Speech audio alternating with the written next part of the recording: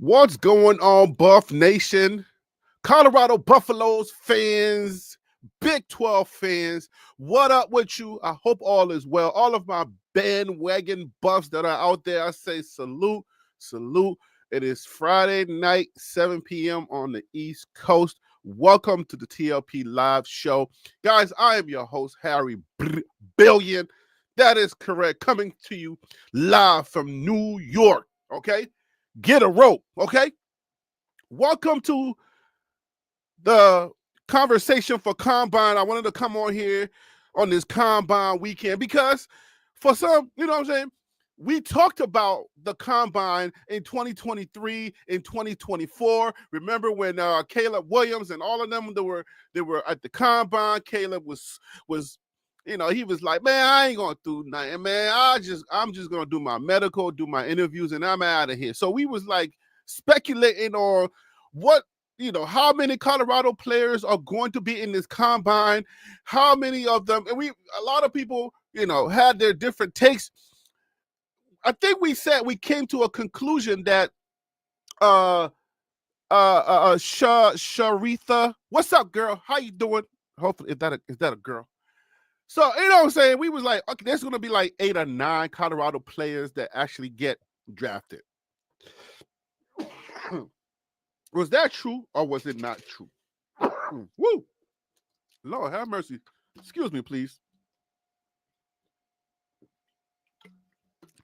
Good thing I have my water here. But yeah, man, so we don't know how many Colorado players are actually going to get drafted, but there are actually 4 Colorado players that were invited to the NFL Combine. That would be Shepard, Jimmy Horn, Travis Hunter, and Shedeur. Shedeur and Travis Hunter, being the elite players that they are, they have decided, hey, man, look, I ain't going to do all of that, okay? Y'all go ahead and have it. And rightfully so. When you've earned your time, when you've done all that you can do, you just got to stand. Wait, is that John P. Key? Whose song was that? Anyway, they've done all they can. Shedeur came from high school. He won, I believe, if it's either 2 or 3 state championships with his dad being the coach there. All right. And then he decided, hey, man, I'm not going to do what all the other players are going to do. You know what I'm going to do, man? I'm going to follow my dad to an HBCU. And is it an HBCU? Because if it's H, AEIOU, there's no H. So I'm going to follow my dad to an HBCU because it sounds weird when you say a HBCU. I'm going to follow my dad to an HBCU, and I'm going to play with Jackson, Mississippi. So he decided to do that. Shedeur has proven himself on every single level. So he has earned the right. All right. And I believe Travis Hunter is a junior, right? I don't think was he a senior or a junior? I just can't figure this out. I thought he was a junior. I don't think he's a senior, but he's right that he comes out, right, man? Go to the NFL. Travis, don't play around with these folks. Anyways, you know what? We got a lot to talk about, and we're gonna talk about a lot. We're gonna talk about Shedeur, Travis. We got how many Big 12 players are going to be in the NFL Combine, and we're gonna break them down. Talk a little bit about what's going on with Colorado. It's been quiet around here. It's been real quiet with Colorado. It's almost like the show is over. Do y'all feel that way? Let's talk about that too. What are y'all feeling? Like, how are y'all feeling? Do y'all think it's all over? Like, the hype is over? Coach Prime has done it. He's did everything. I just wanted to pop up on y'all, you know what I'm saying? It's been real quiet, and I just wanted to come up in here and just have fun with my folks again. And while we're having a lot of fun, all right. Thank you, Sharitha. I think that says Sharitha. So, yeah, you come and join me. Pop up on me. Pull up on your boy. Join tlplive@gmail.com. That is the email. You're going to go ahead and pull up on me, man. Come on, man. Let's talk. It's been a minute. Let's talk. Let's have a conversation. Let's talk about this is surreal because we talked about this and now it is here. And it feels like you know how like you feel so excited about something, and then you're like, PGH Big Dog, what up? Oh, Sharitha. I say your name right. Good. So yeah, man, you know how you guys like we feel like so good, and then we discuss it, and then when it comes and it's like, eh, have y'all felt that way? Are there people out there in the Colorado ecosystem, the channels, the creators, are they making videos? Are they keeping you abreast of what's happening? What news have you heard that's exciting you? Are y'all still watching Colorado videos? You feel me? Like, cause I feel like the gravy train, like we dip too much butter, no, not butter, too much biscuit in the gravy train, and we dried up the gravy. I feel like we dried up the gravy. Now people are not as excited as, you know. Anyways, is that happening out there? I would like to know. I would like to have a conversation with y'all tonight and kind of get a pulse of what's going on in the Colorado ecosystem. Because, you know what I'm saying, I just feel like, you know, we're in the dry season for college football, and Colorado news is kind of like, you know, it's a dry season. There's not much going on. So I want to know how you guys are feeling out there about the Colorado players that are in the draft, in the combine. They get to appear on TV, but I also want to talk about Colorado players that have the potential to get drafted as well. That's a lot of conversation to have. Okay, I don't know if I'm going to be able to fit all of that into a 1 hour show, or if I even feel good to say, because it is Friday. And if y'all know me, y'all know Fridays are my family nights, okay? We watch a movie, we eat a bunch of junk food. You can tell, excuse me, if you look at my cheekbones, you can tell that we eat a bunch of junk food every Friday. We watch our favorite movie, or we just pick a movie, we watch it.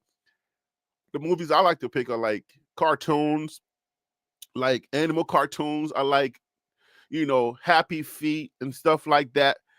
Anyways, what's your favorite cartoon? Put that in the chat. Yes, I am still watching Colorado videos as they train and lift. So, okay, so you're mostly watching Well Off, right? Because it's like that's what's out there. The breaking news have dried up. And then if you hear breaking news, it probably turns you off at this time. You know what I'm saying? Because now it's like we overused. Who killed the breaking news? Was it John the Liquidator? Did John kill breaking news? I blame you, John. You're my nemesis. Okay? You're my nemesis, but I blame you for that breaking news stuff. You killed the breaking news, brother. Hey, salute to John, man. I hope he's doing well. Oh, man. Y'all haven't pinned me against John the Liquidator in a minute, so let me start the beef all over again. Oh, that's funny. I wonder how John is doing. I got to invite him so we can have a live together. I don't know why he hate me, if he does hate me. I think people pin us against each other, and then he just decided, I'm going to hate you. But I don't think he has a reason to really hate me, because what would be the reason? Except for the fact that I look better than him. Anyway, go run and tell John I look better than him. What up, John?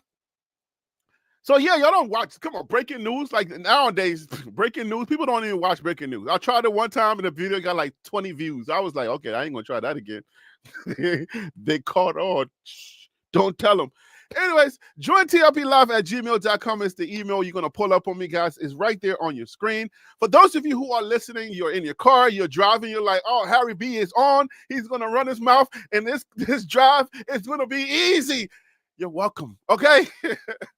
And if you are watching and you can join the live, join tlplive@gmail. If you are driving, you want to pull up on me, I'd rather you pull off on the side of the road, type in the email, and then you can use your phone to call in, because I've had people do that.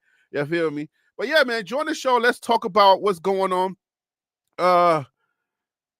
Okay, so you'll watch Sharitha says we watch Reach the People Media as well. Let me turn this heat off. It's hot. Hold up. Yeah, man, it was a little cold in my studio, and put the heat on now, and I got this hoodie on, and now it's hot. All right, so what's the first thing we want to talk about? Let's go ahead and talk about this situation where people, but y'all remember the email, because I'm gonna have to take this off the screen soon, not too long.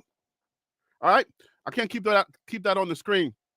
And for those of you who want to be generous, my Cash App is TLP $ TLP Sports Club. I definitely got to change this graphic because it's Monday. I got Mondays and Fridays. I don't do that no more. But anyway, join TLP live at gmail.com is the email where you want to pull up on me. Let's talk, man. Y'all come on. Y'all pull up on me. Let's talk, man. You got something on your heart, man, about what's going on in Colorado, the coaches that are there. Let's talk. You can bring up a topic and we'll talk about it. All right, let's go. All right. The first topic, let's talk about this thing. This one is coming from the guy over there at Prime Time for College Football. He was, he covered a topic, and I was like, oh, okay, let me tap into that. All right, so salute to him. You definitely want to support the channel if you can. Anybody that gets attached to me, then they start hating. Like, oh Lord, I hope this doesn't become a hate. Please don't hate me, my guy. I don't know you.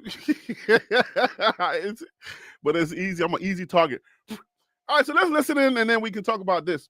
Shedeur Sanders will not be throwing at the Combine later this week. He will be doing interviews, and to be determined if he's going to do the medical evaluations. But now you have this report in The Athletic where they spoke to anonymous execs across the NFL. One of the execs told The Athletic that he could see Sanders falling out of the first round altogether. Oh, your thoughts? Shedeur Sanders has officially reached unlikable status. It's just that simple. Because really, that when other quarterbacks have done it, Caleb Williams didn't drop out of being the first overall pick because he didn't throw, and some of the stuff that he did. And you've already made your resume. The scouts have watched you play in real college football games. How has this changed your mind because he's not throwing? Like to say that to me is ridiculous. So, all right, so let's talk about that a little bit. How many of y'all feel like Shedeur and Travis Hunter should be participating in the Combine exercises and stuff like that? Let's talk about that. This is how I feel about it. I said a little bit in the beginning that if you've earned it, then why not? You know what I'm saying? I understand a lot of people, because they're fans, a lot of the fans actually want to see them, because now that I think about it, it would be fun to see them throw. To tell you the truth, it would be fun to see. It's like they're the stars, right? This is a different take. This is a separate and different take from what I had in the beginning. Because there's I would say there's two separate dynamics going on here. From a fan's perspective, right? And then there's a business perspective. From a fan's perspective, I feel like being the stars of, like, would you call them the face of college football? I would say that Shedeur and Travis Hunter, whether you agree or you don't agree that they are the best players in college football, I don't think that's the point here. I think the point is that they are the face of college football. So being the face of college football and the names, the brand names of college football, it would be fun. Like, I don't know if you want to say there should be a requirement for the stars to do this thing, because we as fans, we get rewarded when these stars actually play. It's like going to a basketball game. You can only afford one ticket to help your family out, and your boy. And I got two boys, and my boys are like, yeah, we excited to go see LeBron James. And then the night that we go, he's sitting out because he's resting. That would be a terrible thing for me. So I work very, very, very hard, you feel me, on my YouTube channel, and then on my second job that I have to try to support this YouTube dream that I have. I think I'm going all the way to the top with YouTube. I got to make more videos, though, so that's kind of weird. Anyway, but you know what I'm saying? You work very hard, and then you get the money to go and buy some tickets, and then your favorite star is not playing. It's like we watch the game for the stars. How many of y'all agree that we watch this game for the stars? And now the stars, keep in mind, I'm arguing the fans' perspective now, not the business perspective. Give me a second. I'll get to that in a moment, okay? From a fan's perspective, absolutely, I want to see the stars play because the stars are what makes this thing exciting. If you're going to see a bunch of Ashton Genties and you know what I'm saying, Will and stuff like that, like, okay, I get it. They're good players, but they're not the superstars. Like the Ashton Genties are the good guys. You know what I'm saying? But who comes for the good guy? We ain't coming here for Ashton Genty. Like, I don't care what he does. I may sound a little disrespectful, and he earned the right to, to be a star, but who cares? I want to see the star. I want to see Shedeur, and I want to see Travis. Let me know what y'all think. Like, that's from. They gotta do it. Should they require the stars to participate? Then it drives up the ratings, because now you're anticipating your favorite star being a part of this thing. So the question becomes, what is this thing? Why would the stars sit out? Is it because you can spoil your draft? Yeah. Okay. Okay. Now let's pivot to the business aspect, which is definitely what I think is, yes, you can mess up your draft. Your draft, what's the word? Your draft stock, or wherever you are on certain boards, you can mess that up by just having a bad day at a combine. You know what I'm saying? You're not in pass. You're not in no, competitive spirit. You're just there, throwing the ball in some shorts. And then you throw a couple of ducks, and all of a sudden they're looking at you like you don't know how to play the game. And all it is, you just had a bad day, just like doing the games, just like doing the season. You can have a bad game, all right? Colorado had a couple of bad games, which kind of like made us you feel me? Because we could have made some noise in the actual college football playoffs. But because we laid a couple of eggs with Kansas, you see what I'm saying? Like, we laid a couple of eggs with Kansas, and then next year, it was like it was over. And then here we are. We're looking for Houston to actually do something, and they go lay an egg, and we're like, really, dude? Like, come on now. But yeah, so from a business aspect, I think that them sitting out is a business decision because you do not want to mess up your draft stock. Because if you have a bad day, you throw a couple of ducks, you overthrow a receiver, all of that. And you didn't go 4 years and become the elite quarterback that you are to have one bad day and then drop all the way in the draft, what's the name? Right? And then your money starts to disappear. It has happened before, trust me. So these guys, if they've earned it, Cam Ward decided not to do it, Travis Hunter, they are actually going to participate, though. They're going to participate in the actual Colorado's Pro Day. So that, I think it doesn't have the same kind of hype surrounding it, because this one is pretty much national TV. All right. Now, if you consume internet content, then you can say Colorado stuff is going to be national as well. All right. Let me see what y'all are saying. Don't forget to pull up on me, my guy Tim. Tim, what it is, what it does. Dallas is in the building. Tim, you got to pull up on me. Hold on. Let me check my email. Make sure my guys are not trying to pull up on me. Y'all got to pull up on me. I ain't going to be out here by myself, okay? If y'all don't pull up on me, I'm leaving. I'm just going to stop the show, go back to what I was doing, which is usually just being in my underwear watching cartoons. So stop playing with me. Stop playing with me. Y'all better stop playing with me, okay? Y'all don't pull up, I'm leaving. Dallas, you better pull up on me. Yo, I still got this flip. Got a lot of mucus going on. Sharitha, what you say, girl? They are doing what is best for them. They showed through the seasons and years. Yep, they showed it through the seasons. I think that's what you try to say there. They play football. They do not have to prove anything. Just do it on a pro day. They are participating on pro day. That is correct.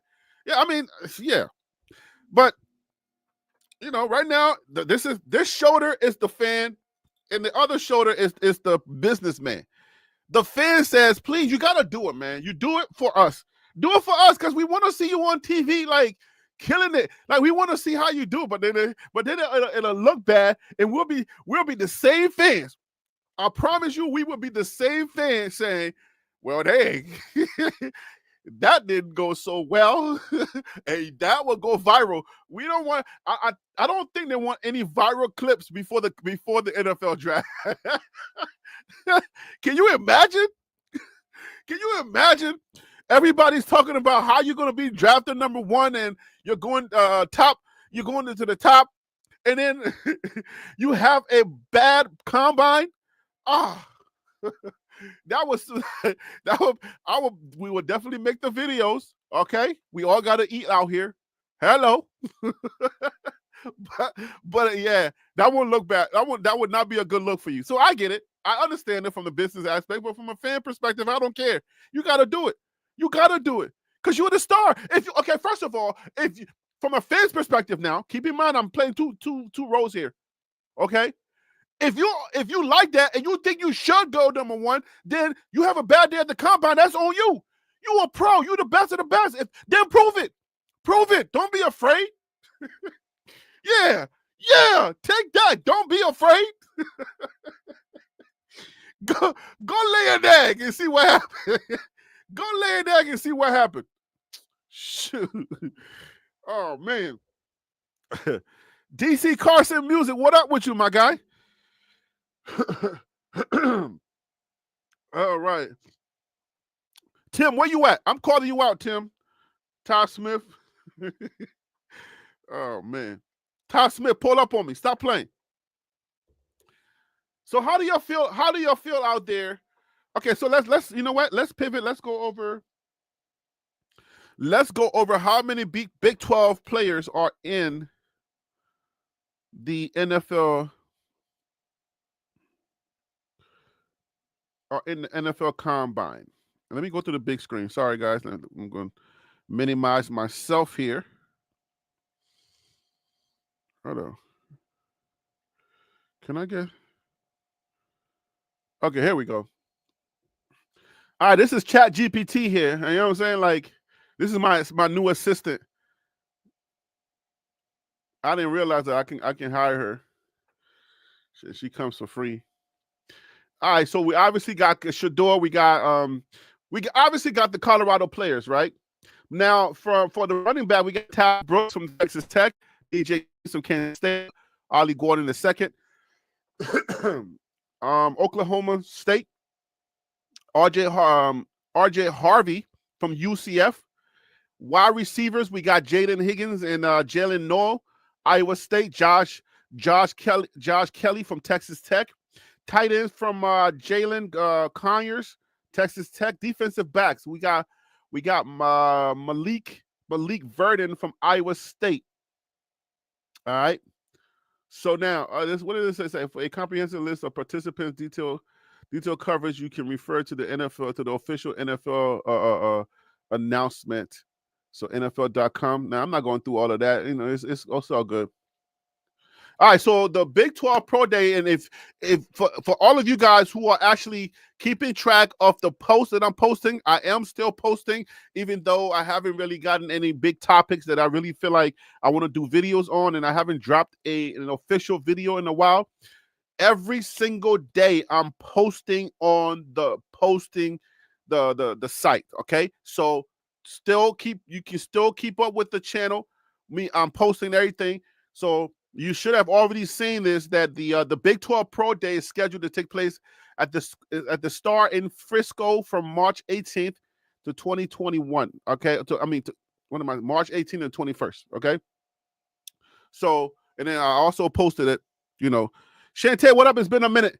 So I also posted that information. Colorado's Pro Day, I've also posted that information on the channel as well, so you can check that out. All right. All right, so the Big 12 is definitely representing in the combine. We're gonna see these guys because I haven't seen anything, because I don't think these guys actually have the name. And if you don't have the name, you definitely want to go ahead and participate, because They're gonna come after you. If they're coming after Shedeur and Cam Ward and stuff like that, and Travis Hunter saying, "Hey man, they should definitely participate." And if they don't participate, like I think somebody said that Shedeur not participating, his draft stock was going to drop, right? And my guy from Primetime for College Football, he made a good point. I don't know if it was him or if it was somebody in the video that he was showing. It was like, look, Shedeur has already proven everything that he needed to prove on the actual football field. When you have pads on and you're going full speed, like what else you got to prove? You know what I'm saying? Like if you can't, if that's not good enough for you, right? If that ain't good enough, then what? Then you throwing the football in shorts. If that's going to change the person's mind, then I don't know if that person is actually an NFL scout. Do they actually qualify to be an NFL scout if they're saying that I want to see how you throw in pass, but the last 4 years, we're going to disregard the last 4 years because I want to see you throw in your shorts. Like, are you serious? Like, really? Because aren't you going to watch tape and see how you do in-game pressure? Because there ain't no pressure, ain't nobody pressuring you. So you're telling me that wait a minute, I gotta see how you do when you're not under pressure. Because that's the true test of a quarterback. When you're not under pressure. Nah, the true test of a quarterback is when you're actually under pressure. All right? When those linebackers are coming at you full speed. When those BJ Greens, those Nakai Hill Greens are coming at you full speed with bad intentions, that's when you prove what type of quarterback you are and how much under pressure, how much you perform under pressure. And that's what I think. So at the end of the day, like, are you serious? My thoughts on this whole combine thing has always been, what is the point of this? Right? I never understood what the combine was for. Some people think it's a slave. It's how, remember all the slave movies when they line the slaves up and they try to, it's like, what are we doing here? Bro, they're played in college. They're played in games. You look at that game tape, and then that's it. Maybe you should take some measurements and see what the actual measurements are, so the actual teams that are getting them will get their actual measurements. But come on now. Like, yo, you put the pads on, the pads are going to add some weight, and then after they add those weights, guess what's going to happen? It's going to slow you down. You ain't going to run the same. So the 40 is like come on, the 40? I get the 40. Like, oh, okay, if he can run the 40 really fast, then that's going to do something. What is it going to do? Somebody please help me out here. It don't make no sense to me. TH, what up with you? I ain't been around so you can pick at me. You've been picking on me forever. Leave me alone. Be nice.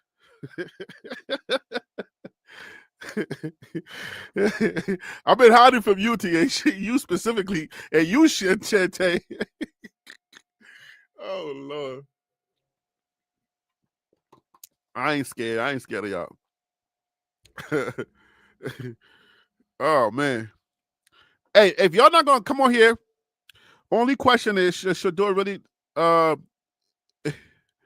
He said, I never picked. Yes, you did. You be picking on me. Only question is, Shedeur really a top QB? Oh, Shantae's calling truce? Wait a minute. Did you get married?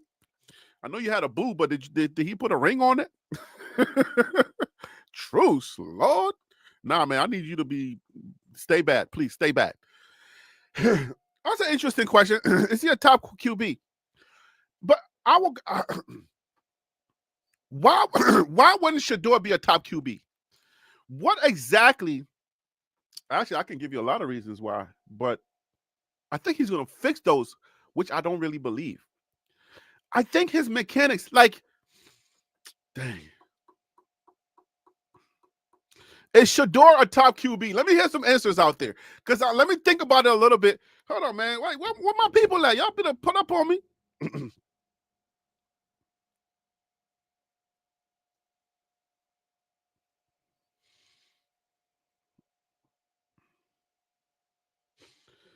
All right, so is Shedeur a top quarterback? I think there are more reasons why he's a top quarterback than there are reasons why he's not. I will give you the reasons why you may think he's not first, and then I'll give you a plethora of reasons why I believe he is. Like, I mean, we can be here all night.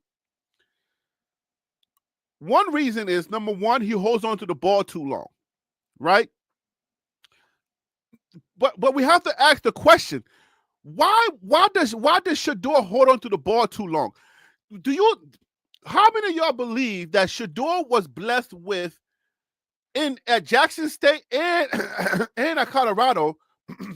Do y'all think he ever had the most adequate team around him? You know what I'm saying? Like, did he have the best team around him? Or do y'all feel like Shedeur was like he had to compensate his entire college career? So when you say he held the ball too long, was that a product or was that a consequence of who he had around him?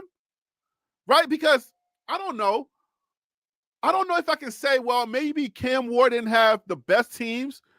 What do y'all think that Miami was better than Colorado? Or for those of you who follow Shedeur at Jackson State, let me take this thing off the screen. Let me take this off the screen. For those of y'all that follow Colorado that follow Shedeur at Jackson State, did he have a good offensive cast and he still held on to the ball? Or was it subpar and it forced him to hold on to the ball? Or is he more of a product of his own trying to be perfect? Like, if he don't see it, he's not going to do it. You know, like in chess, they say don't move until you see it. So is Shedeur more of that, or what do y'all think is going on? Because at the end of the day, you're like, wait a minute. He held on to the ball, but is there an argument to be made to say, okay, you know what? Shedeur held onto the ball because he didn't have a good cast when it comes to, like, you know, who he had around him. So we're going to examine this tonight. We're going to be the John Gruden, because if you didn't know, John Gruden, he was his I think some of his stardom was restored, right? So let's do that. Let's do that John Gruden when he used to interview the quarterbacks. Let's do that. But let's do it with responsibility. Let's look at it, because I don't want to say or do anything to extract or take away from anything that's going on. I don't want to be any impedance to any of these guys, because these are my guys. So, but let's treat it with respect. So that would be the first question. Is him holding on to the ball too long? Was that because he didn't have the best supporting cast? Right? Okay, that's number one. Let me see what y'all are saying. Coach Prime never game to is solid. Coach Prime, Shantae is typing on her flip phone with the half QWERTY keyboard, because I don't know what she's saying tonight, because he was preparing him to be a top draft pick. You thought that was like purposely done? Is that what you're saying, Shantae? Like, so you're saying this is, let me make sure I understand what you're saying here. You're saying that you believe that Coach Prime purposely put some terrible players around him because he wanted to see how well he did? Like, yeah, that's a reach. Give him a line. Oh, okay. Why y'all still grasping at straws? Because we have to. What else we got to talk about? There's always one. Come on, man. I love CC. Come on, man. What do you want from us? Like, what else we gonna talk about? It's a dry season. Give us a break, please. Come on. I love CC. His mojo is his currency. And his toughness.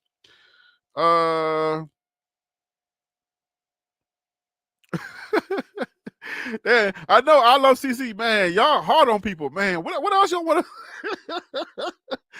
to?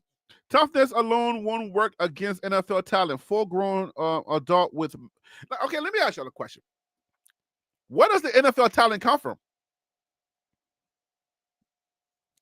You dropped the gym. Here goes Shantae. Always say she dropped the gym. What did you drop? Let me read her comments because I know I'm going to get accused. Oh, Brady was drafted, what, 96th? And then Shantae said, y'all the same folks that would have called Brady trash in college. But come on now, isn't it fair? Like, isn't it fair when somebody really suck that you say in real time that they do suck, but then when they become the GOAT, then you can change your mind? Isn't that fair? Like, come on now. Because I think if you look at Steph Curry, you know, without his supporting staff, was Steph Curry really Steph Curry when he came in? He was looking like a toothpick. You feel me? Like, didn't he have to get some years to get his confidence together and then become this beast?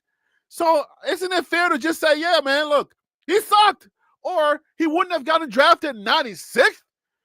OMG, like, was it 7th round, 96 or something like that? All right, what else? What you saying? His mojo, okay.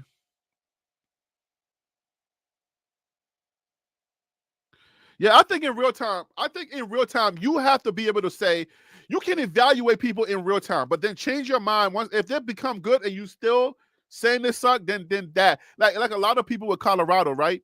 If Colorado was bad in 2023, like Colorado starts to win, like your Jason Whitlocks, Colorado starts to win, but then you keep trying to find new excuses to just say because you just way too angry for you to just in real time say, I can't give them anything. Then we have to reevaluate whether we put you on the hater list or on the detractors list, whether you are double D or triple D or whatever it is. You know what I'm saying? Like, we got to really understand like where your position is, because we around here, we don't just throw around the hater tag.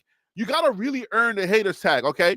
Because we got different levels here. So that's the thing about this show. We got different levels, and we'll put you in a category. You may not be a hater, but you could be a detractor.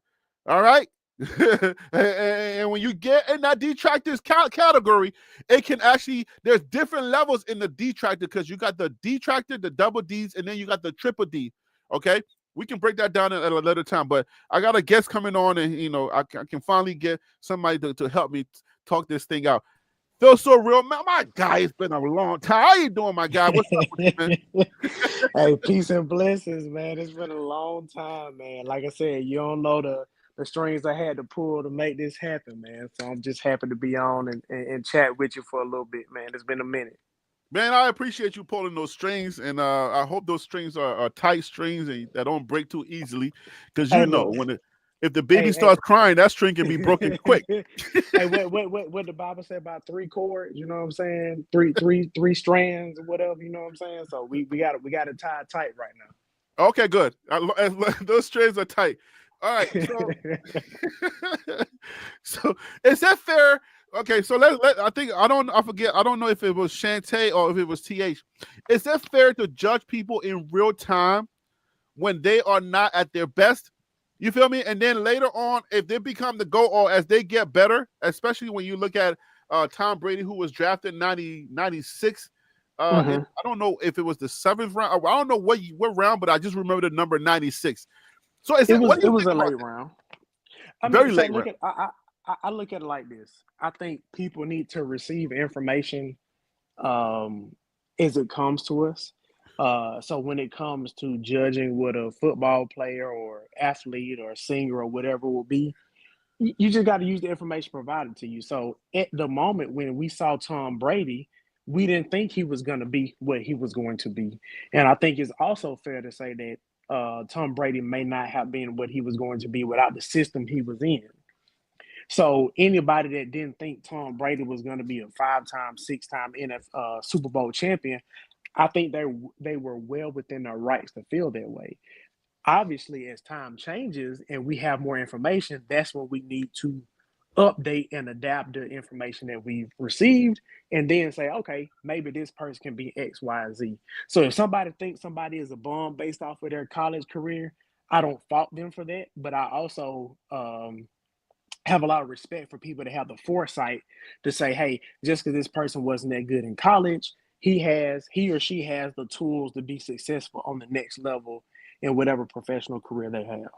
Yeah, I mean, I agree. That's well said. Well said. I definitely agree because I mean, people are gonna, no matter what you say, no matter how you view things, people are always gonna, they're gonna call you out. Ah, you was a hater. You know what I'm saying? Like, oh Lord, please Right. do not let Shedeur bomb out in the NFL. Travis Hunter bomb out, because people are waiting. They got their truths or their tweets or X's.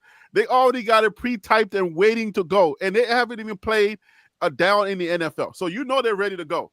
Right. Which I also, but you know what though? I also respect the people who have been saying, hey, I don't think Shedeur is going to be this. I don't think Shedeur is going to be that, because that is not the hot thing to say right now.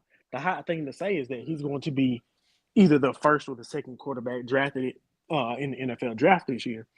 So for me, if you're a person that says he's going to be a bum, I'm going to listen to you, because you're the person that in the future could be the person that says, hey, I tried to tell y'all, but y'all don't want to listen, because they're the ones going against the grain. I don't think that's going to be the case, but also I'm going to remember the ones that said he wasn't going to, be that good, because they were the ones who were willing to step out on a limb.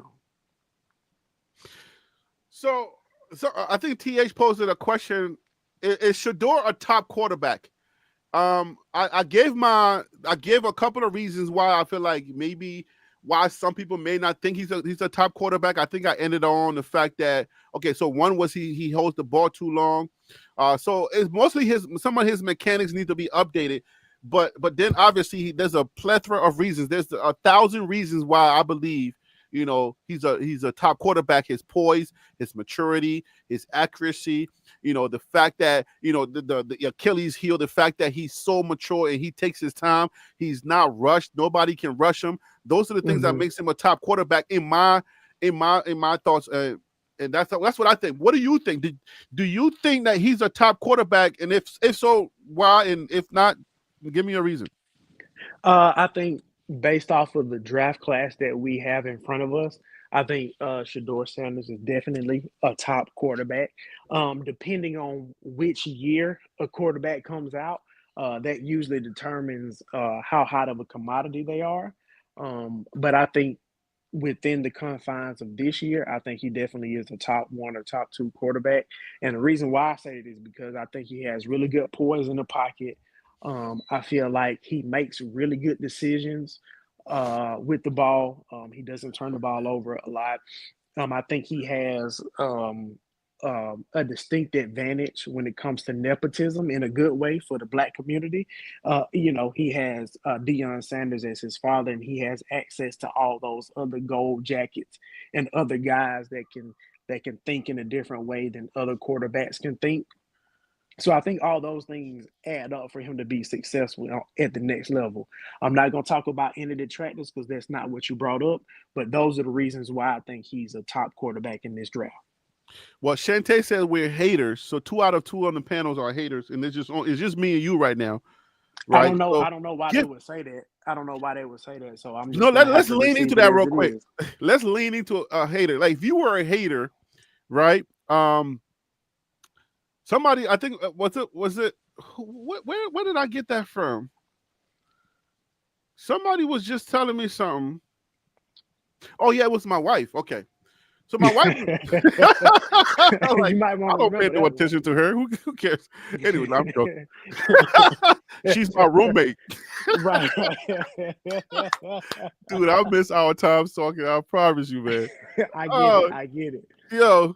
Okay, so my wife was like, she was reading this thing online. She said somebody posted, hey, white people, if you were to wake up and be Black, what would be the first thing you would do? Right? I love and hate those questions at the same time. The first thing I thought about was, oh Lord, please, you're about to get a lot of racist trolls in there.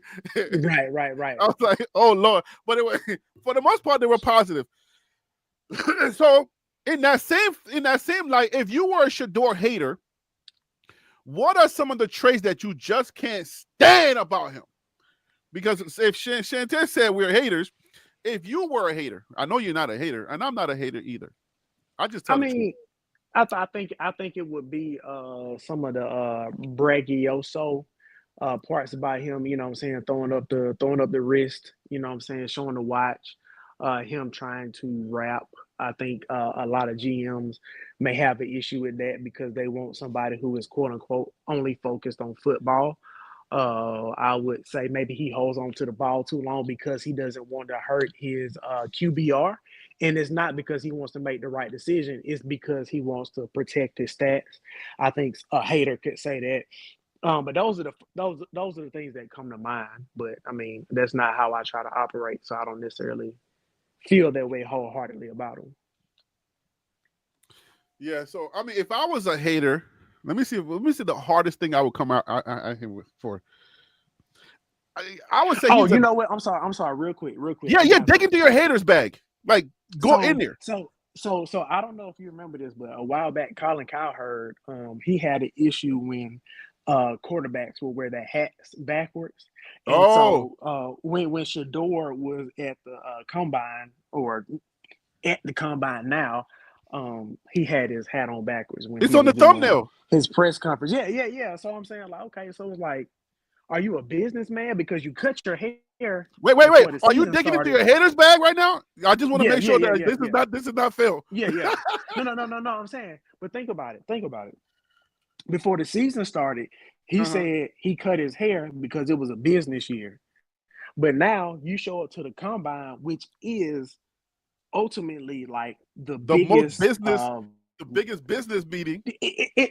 It's the biggest interview for your career, and you got your hat on backwards, talking in slang, doing the whole and you got some dusty braids like slow talk, like Meek Mills from Baltimore in like the 90s, in the early 2000s.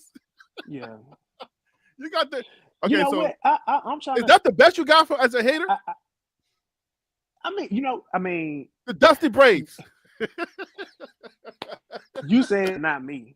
But ultimately, you know what I'm saying? Yo, those braids are young. It is what it is. They are. I was a hater. But Shantae brought up a good point. Shedeur's speed. I don't think a hater would bring up his speed. I think just a reasonable football mind would bring up his speed because he's not a very fast person. A lot of the touchdowns that he was able to score running the ball came off the fact that people were afraid of his arm and they were more focused on the receivers and not him trying to get out the pocket. So I just hold on now, but this sounds like Phil. This doesn't sound like the hater. This is starting to sound like Phil. That is Phil responding. That is Phil responding to someone trying to act as though they are a hater. I don't know. I think you're blurred the line. I feel like you're blurring the lines a little bit. No. I mean, but okay. So let's have an honest conversation. Would you consider Shedeur a fast quarterback? Just you, Harry. Would you consider Shedeur a fast quarterback? No. I'm not. I can get out of my haters character and tell you he got concrete feet. Okay, what? So that's my point. Like he's not a fast quarterback, but at the same time, while he's not that fast, he's able to use his feet effectively because specifically while he was at Colorado, the defenses that he faced were more afraid of his arm than his legs. And a lot of times he was able to get a 15-yard, 20-yard touchdown run because they were in the red zone. Everybody's worried about his arm. We're not worried about Shedeur running the ball. He sees an open lane, takes off, scores a touchdown. I think that actually I think that's a plus for Shedeur because he knows he's not the best runner in the world, but he can find a way to get an extra yard or two or get a touchdown given the situation. DC is going in right now. DC's like, look, I ain't on the panel. I can say whatever I want to say right there. He said his running is about as fast as somebody trying to win an egg on a spoon race. Golly. DC, wait, DC, are you in your haters bag right now, or this is real? This is the real DC. Oh man, I think that's the real DC. If you I ask think me. it is too. I think it's this is the real DC as well. Hey, so let me ask you, the fan give me the fan in a business move to decide not to throw or to participate in the activities. Give me your take on that. Fan versus give me the fan first and then give me the businessman first. Second. Fan. It just comes down to like, hey, listen. You know what? As a fan, I can't come up with a reason why you shouldn't throw. Because as a fan, me specifically, as a fan, I like to see the best of the best go at it no matter what. Real quick aside, I don't know if you have Netflix, anybody out there, if y'all watch Netflix, but there's a documentary called Court of Gold, which talks about the dream team from this past Olympics. And it's a documentary on, the Olympics or whatever the case is, right? And so me watching that, I really enjoy like the behind the scenes looks at how things are done. And it was really enjoyable to see the US team put the best team out there. It was enjoyable to see France put the best team out there, Serbia put the best team out there, Canada put the best team out there. So as a fan, I like seeing the best of the best go against each other. So when it comes to that, I'm not happy that Shedeur or Cam aren't throwing. I'm not happy that Travis isn't working out, isn't running. I want to see him go best against best, right? Now, from a business standpoint, I think specifically for somebody like Cam, specifically for somebody like Shedeur, a quarterback position, you are going to be scrutinized at a level no one else is, because a lot of people are trying to change the trajectory of their franchise if they draft you, where they're probably going to draft Cam or Shedeur. So you're going to be judged at a level that nobody else is going to be judged at. So if you don't want to throw, I can understand it. And the pro days are it's a safe space. It's a safe bubble. You know what I'm saying? Like everything is already planned out. It's scripted. It's perfect. You're in the facility that you've been working out in. You've had practice in all year. Depending on how long you've been at the school, you may have been in that facility for 2 or 3 years. You know how the lights shine a certain way at noon. You know how the lights shine a certain way at 3 o'clock. You know what I'm saying? You're throwing with players that you're familiar with, because when you're at the combine, you're throwing with receivers that you've not thrown with before. So you don't know how they're going to break on a post route. You don't know how they're going to break on an out route. But when you're doing your pro day, you're able to have that familiarity with the players that you're with. Because I promise you, the way that Shedeur is going to throw the ball to Jimmy Horn or LeJontay Wester or Will Shepherd is going to be totally different than if he would have thrown at the combine and he would throw to an Isaiah Bond or a T-Mac or somebody like that. I'm trying not to ramble, but I like talking about this kind of stuff. I'm sorry. Well, of course. And your guy DC said Shiloh would be playing with the ZFL, the Zimbabwe Football League. Yo, DC is going off right now. DC is the biggest hater I've ever seen in my life, but I love him so much. It's so funny. It's ridiculous. I wish I could come up with that. Oh my goodness, the ZFL. Let's listen to some interviews. But to Shantae's point, it's a control space. Yes, the pro day is the facility that you worked out in. Is what you're familiar with. It's home. You know what I'm saying? It's like that home cooked meal. Like obviously, you being Liberian, like you can get some African food somewhere in New York, right? But it's gonna hit a little different when you have an actual authentic Liberian meal, right? Oh yeah, of course. Then and that's pretty much what it boils down to with the pro day. There's a difference between having something that looks like a pro day and then having something that is like home. And that pro day is home. The combine is like imitation of it, so to speak. Yep. And then it's not as scrutinized as the combine is. The combine, the whole world is watching. I'm gonna say this now. I will say this. The combine, the whole world is watching, yes. But at that pro day, if you suck, you're gonna stand out. I can promise you that. I don't know that you can suck at the pro day. Is it possible to suck at the pro day? or there have maybe been these they dudes have like been players. they've had a long off season and they didn't really practice. They took it for granted and they didn't practice, and then they show up a little on the huffing and puffing side, and they can't jump as high, they can't run as fast, and they're not catching. Put it like this: I've seen some guys have some bad pro days. If I'm not well, it may not have been a pro day, but if I'm not mistaken, like even Peyton Manning had a bad, uh, had a bad combine showing with some of the throws that he made. So like, there are situations where guys can look bad, but at the end of the day, for me specifically, I'm always going to look at a quarterback or any position for that matter based off of on-field performance and not the Yeah, combine and not that's what I pro look. day. That's how I look at it. It just feels like, yo, what is the point of all of this? Like, I mean, I get it, Now, but I ain't gonna lie. Now I'm gonna say this: when it comes to like the 40-yard dash, um, the vertical, the long jump, the standing broad jump, or like bench press, those are good metrics to kind of judge someone against another person in that position group. Specifically, the 40-yard dash, if you're a skilled player, that can set you apart. But everything else, man, let me see what you look like on the field, and then I'm gonna go from there because that's all that matters to me. hey, I think DC got hacked, bro. I think either DC got hacked or he just misses this kind of this conversation. DC is really in his hater bag, and I can't even Yo, get mad at him about I it. think DC he's had a long layoff and he's like, nah, I'm going in tonight.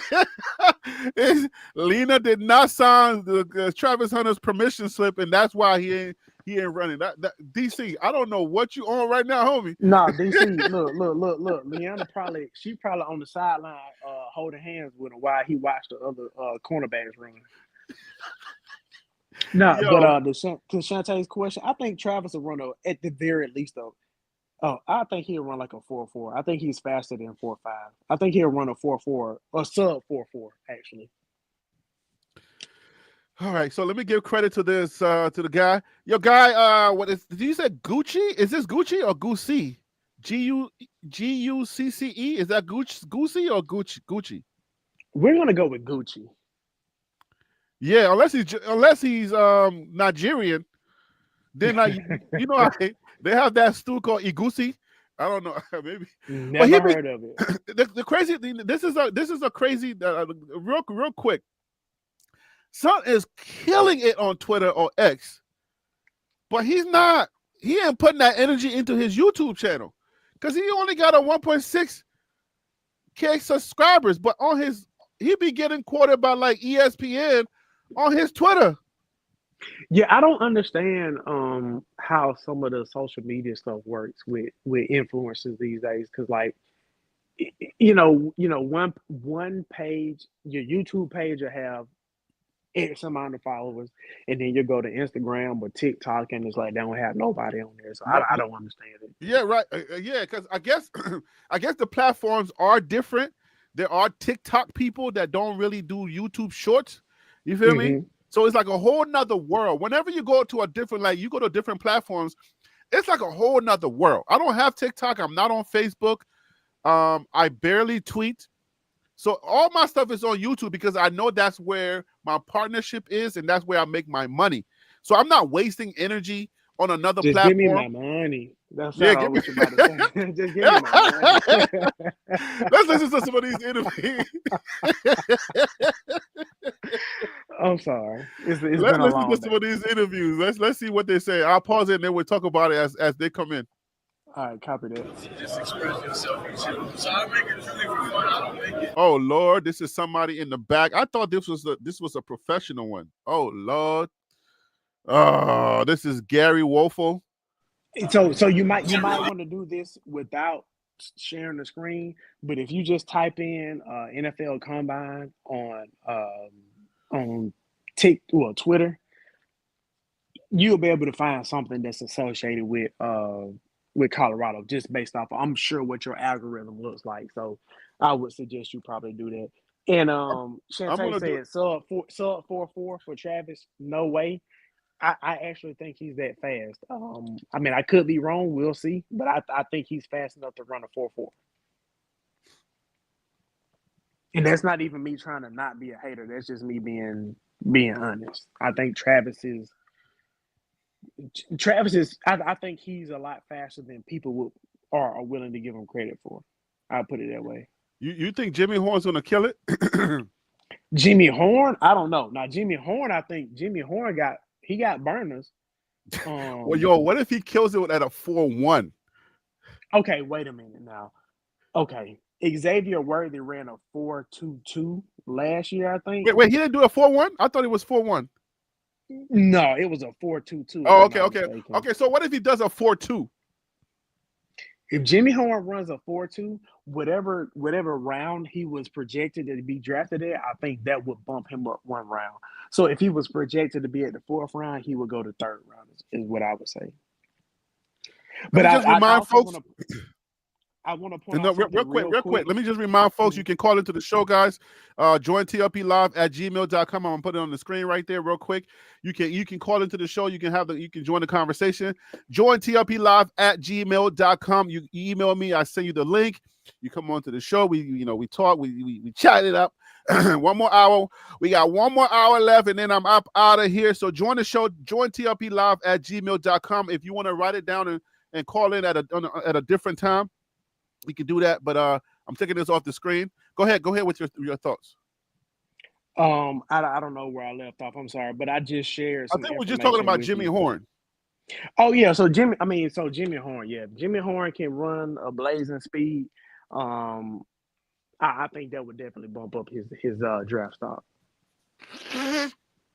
But I'm also say this: there is a distinct difference between track speed versus just football speed, because I think who was it? RG3 posted a video of a guy who actually ran track for the U.S.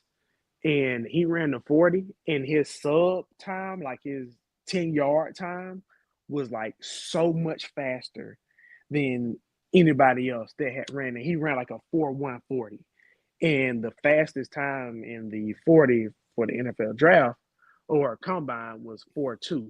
So, what I'm saying, he was able to run even faster than that. So anybody that has a track background, they just know how to get off and get out the blocks quick. So those are the guys that I'm looking to see have really good times. Yeah, but if you want to check some information I just sent you, I sent you something from Twitter, or a few things from Twitter. Where you send it at? Through email? I texted it to you. Okay. All right. So, let's play some of this interview. Let's go.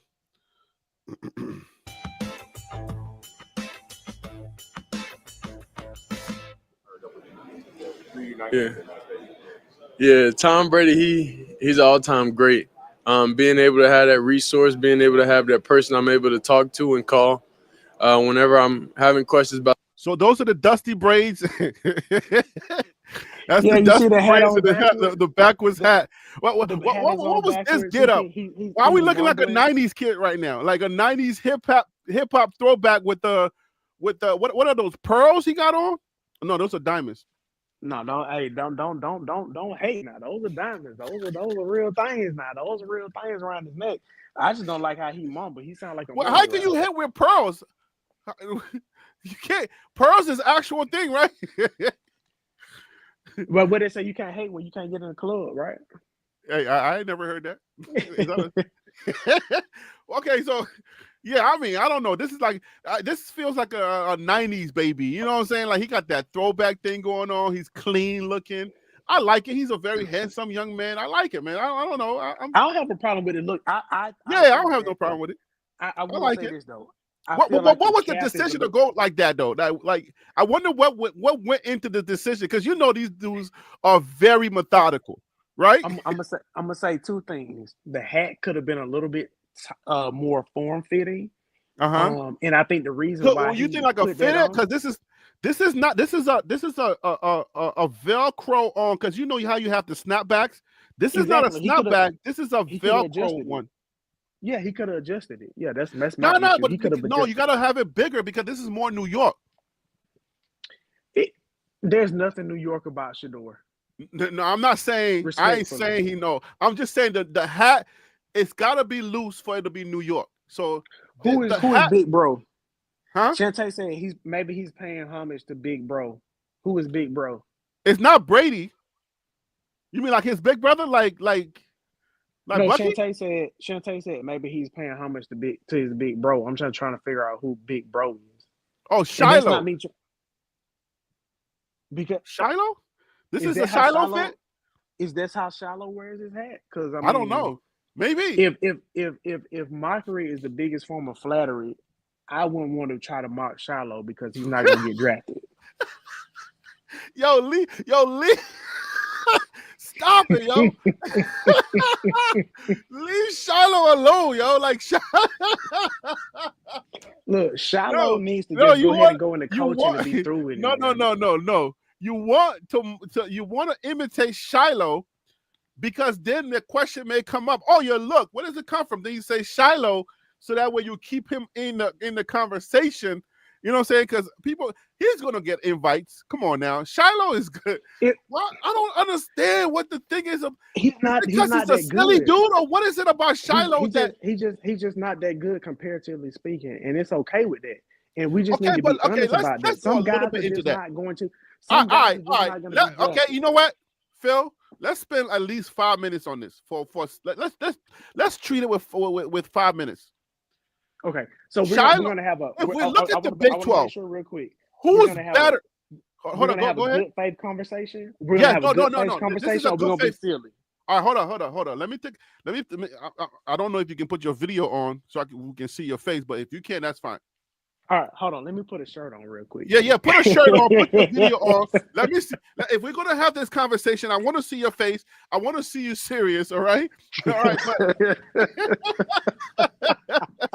No, because we have to talk about this. I just feel like, for some reason, it's like I look at Shiloh like people look at. I feel like people look at Shiloh like people look at Nick Cannon.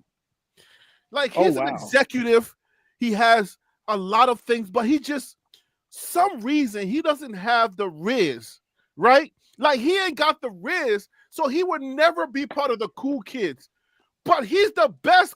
Like he's already surpassed the cool kids, wherever the cool kids are supposed to be, right?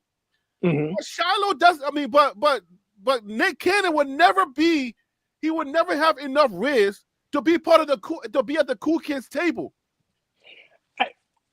Okay, if we're speaking specifically to Nick Cannon, how can you say he's not a cool kid when he got all the baby mamas, he got all the money, he got twins from Mariah Carey? He only got the baby mamas winning. after he got the money because he got unlimited amount of money. So who would not want to have the babies?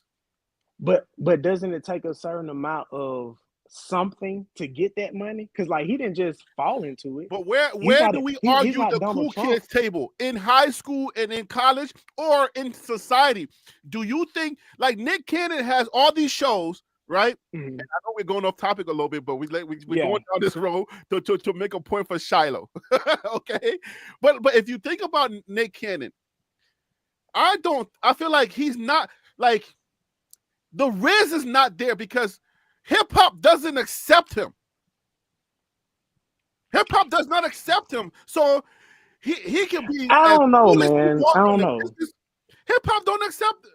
Look, he has one of the best hip hop shows, right? Wilding Out, but but still, people don't give him that respect as being part of the culture when it comes to like producing or making music, or at least being part of the culture because he has Wilding Out, and Wilding Out is part of the culture. I don't know if I necessarily agree with that. I think at the onset of his career, let's say like Drumline, what was it? Love Don't Cost a Thing, whatever Right. movie he was with in. Christina Milian. Hey, man, listen, yeah. Be Anyway. careful. Be careful. I see a frying pan in your future. Nah, so I think You early on in almost risked it all right there, boy. I saw your face. I'm glad you're on Yeah. video right now. Yeah, thank you for keeping me honest. You are your brother's keeper. You are your brother's keeper. Oh my God. Also, by the way, this shirt says support black colleges, man. I'm not new to this. I'm true to this. I just want to point that out. And that's a fact. It's definitely true to that. But Mr. anyway, so Black like himself. but with Nick Cannon, I think early on in his career, I think he was like the lame or whatever the case was. But I think as his career has moved on, and I can't remember the name of his podcast that he has, but I've seen him Cancel have culture? Umar Johnson. He got the cancel culture, which talks about this therapy and it talks about that stuff. And then he has the master class where he does it. Class. That's the one with Yeah, Umar he that I does saw that back. at the at Howard University, I believe. Yeah. So I think now let's make sure that we're still talking about Shiloh, right? But we're trying to use Nick Cannon as an example. Okay, let's get back to Shiloh. At the end of the day, respectfully, Shiloh is not a top 10 safety. Shiloh is Hold on. okay. Top 10 safety. Who's better than Shiloh in the Big 12? In the Big 12? In the Big 12. Yes, in the Big 12. I can't name people that he's better than. I don't know a lot of the guys in the Big 12. So I can't give you those names. So if you're trying to make a point, I'm gonna have to give you that point. But outside of that, I just think on a grander scale for the people that he's going against in this draft class, he just ain't it. And there's a reason why he wasn't invited to the combine. That's just how it works out. If they don't think you're quote unquote worthy of that spot, you're not gonna get get an invite. It's just as simple as that. Hold on. Okay, so hold on. Because TH want to stop me. But there's only 4 conferences that is considered Power 4, right? Mm-hmm. The Big 12 is one of those conferences, right? Mm-hmm. Right. So if you are I'm just going to make the argument and I'll lay it right there and y'all can take it how y'all want to take it. If you are one of the best safeties or one of the best position players in one of the Power 4 conferences, then how is it that we can't use that as an argument? Wait a minute, say that one more time. So there's 4 conferences that are the Power 4 conferences in college football. Right. Okay. Mm-hmm. Those are the conferences that are known as the top 4 conferences in college football.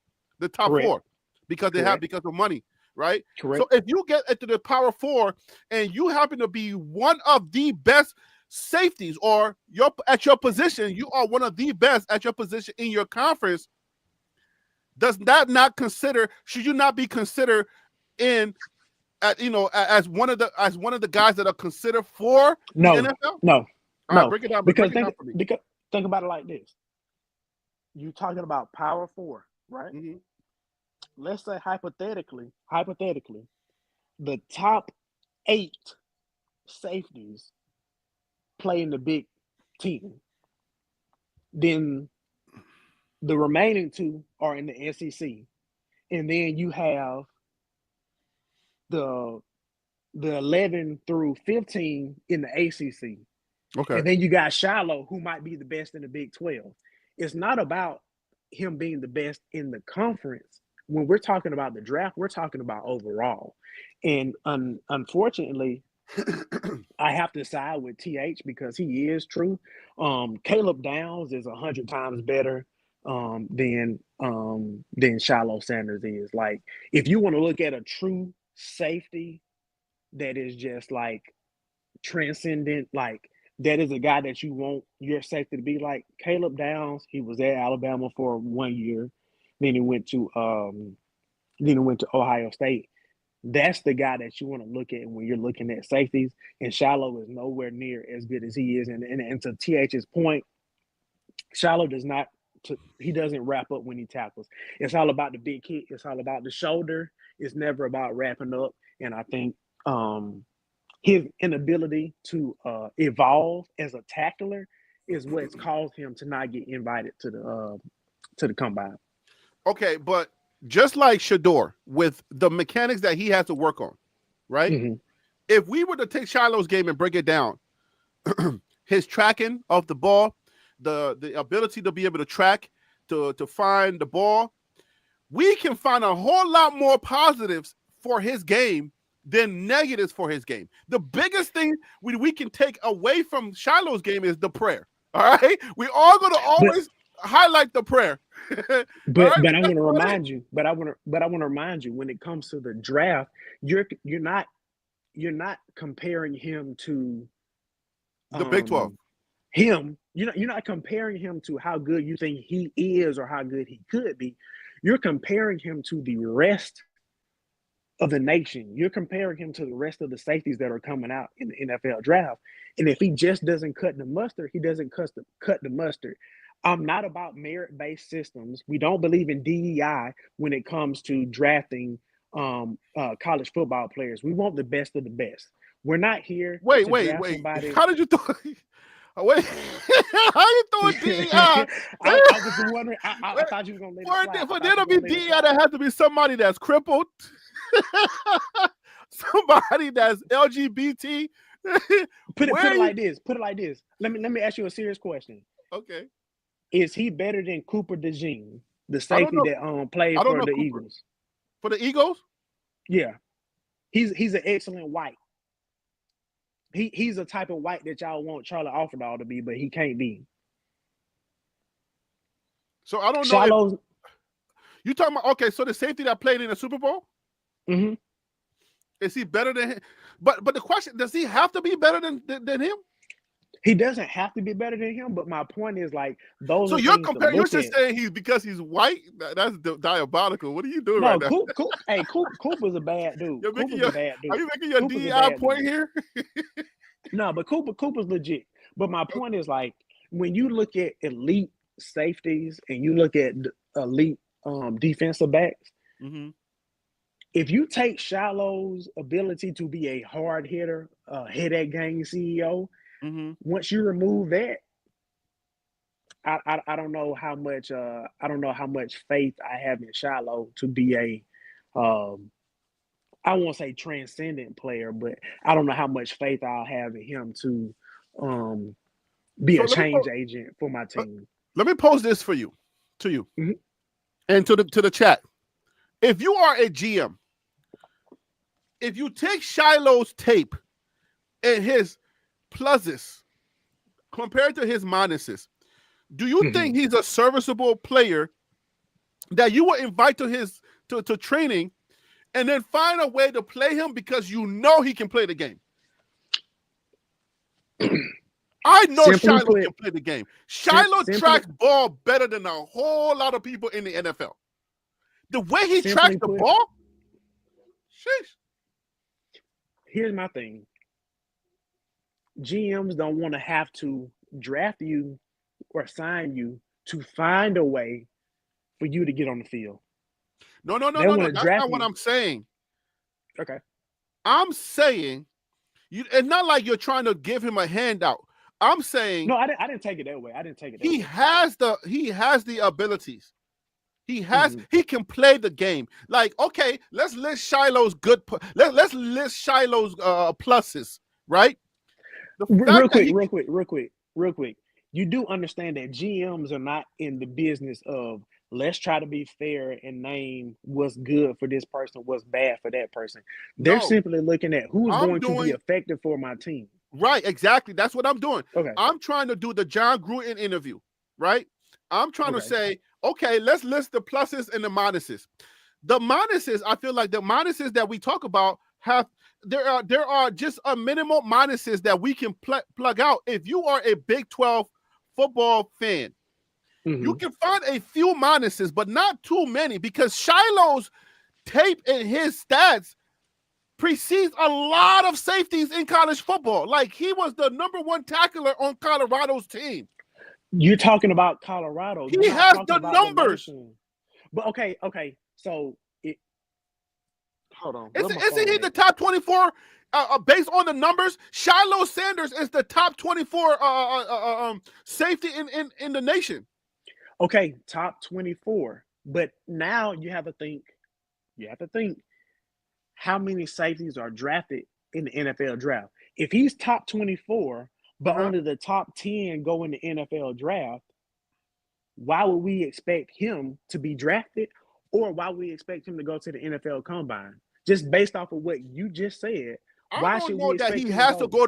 I don't know that he has to be combined or he has to be drafted. I feel like an invitational player and his skill set. Listen, I'm telling you, man, Shiloh, there's this thing about Shiloh. That's why I brought up the whole Nick Cannon thing, because I feel like he has the ability. He can rap, he can sing, he can play music. I'm gonna tell you like this. He can play ball, he can do everything, but people just don't like him because of some silly things he does. Harry, what do you have against Shiloh?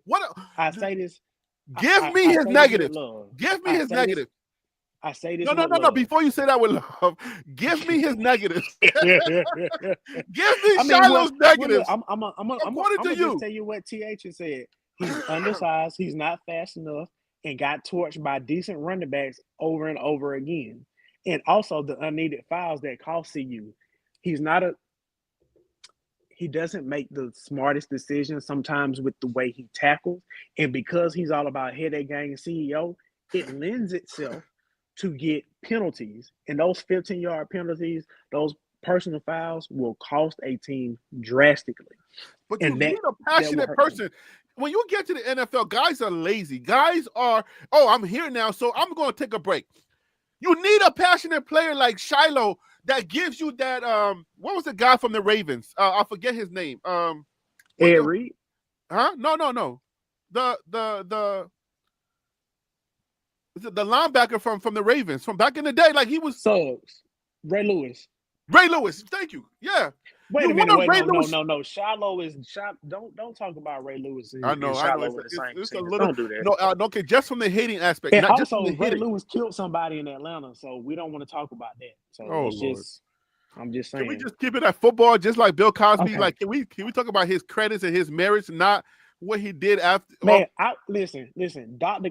Heathcliff Huxtable is the greatest father outside of maybe Banks, Philip Banks. Those are the two greatest fathers ever in TV, in Black history. On TV? Right. Yeah, okay. yeah. So, but listen, with love, you're saying how it should be with Shiloh, right? I'm telling you how it is. And I think wait. point, No, time out. You try to sneak that one past my brain. No, I said. What do you mean? I try to see what it should be. I'm talking about what it is. You're saying it should be this way because Shiloh is this, that, and the third to you. But I'm telling you what it is based off of what the GMs in the NFL and based off of the scouts are. No. Are you able to do this? Because I feel like, I don't know if too many people can really say, oh, okay. Like with the stuff that you said, we got 1,000 things for Shedeur, but yet we still think that he's a top QB, right? Shedeur has a lot to work on.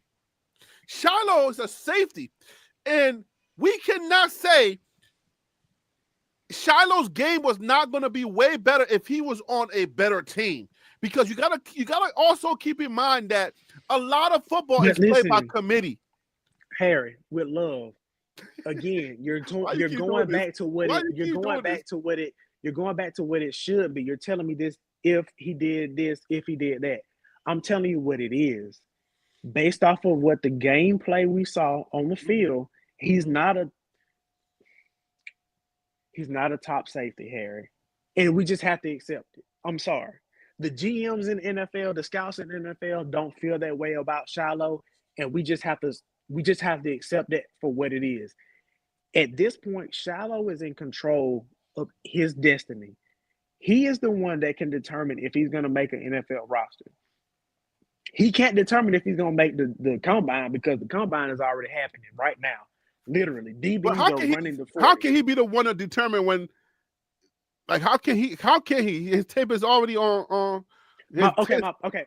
Ultimately, my point is his pro day. He has to go out and excuse me, and execute. He has to look good. The interviews he has to look good.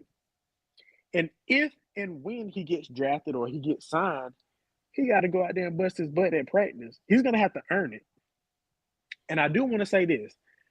I wish Shiloh would have stayed at South Carolina instead of transferring to Jackson State and then going to Colorado, because I truly feel like if Shiloh stayed at South Carolina and then followed his dad, he would have been able to get drafted based off of his own merit. And I feel like he was already getting playing time at South Carolina, and I feel like he would have been able to work himself up and been able to play against SEC talent every weekend. And I think that would have looked better instead of him transferring to Jackson State, looking pretty good for a couple of years, then going to Colorado, looking good for a couple of years under his dad's system. I don't think it would have looked the same as if he stayed at South Carolina and was able to be successful. So here's the thing I'm trying to figure out.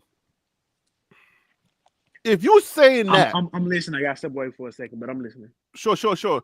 If you're saying that, then this I feel like the culture hates on Shiloh for no reason. I feel like the culture does not allow Shiloh to just be himself.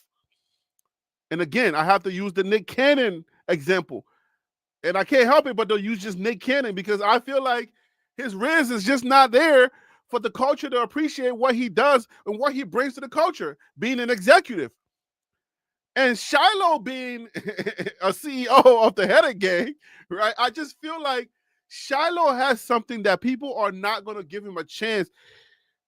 And it's not fair. I don't know why it's not fair, but I just feel like I feel bad for Shiloh the same way I feel bad for Nick Cannon. And it's like, it's weird. Can you feel bad for a millionaire or a billionaire? Is it possible to feel bad? Again, you're focusing on what it should be, and I'm telling you what it is. Shiloh just ain't that dude. I feel like I feel like what I'm talking about is what it is. I have no choice but to respect that and then accept it for what you're saying. But simply put, Shiloh's not that dude. Period. It just is what it is. He ain't it's that so dude. hard to take that when somebody says Shiloh's not that dude. I feel like he really is that dude. Okay, I feel like so Shiloh is that okay. dude. So who is somebody that you're willing to say ain't that dude? Because like Tyler Brown, he ain't that dude. I've been going back and watching. You trying to get me football. caught up? No, I've been going back and watching. Are you saying I say everybody's that dude?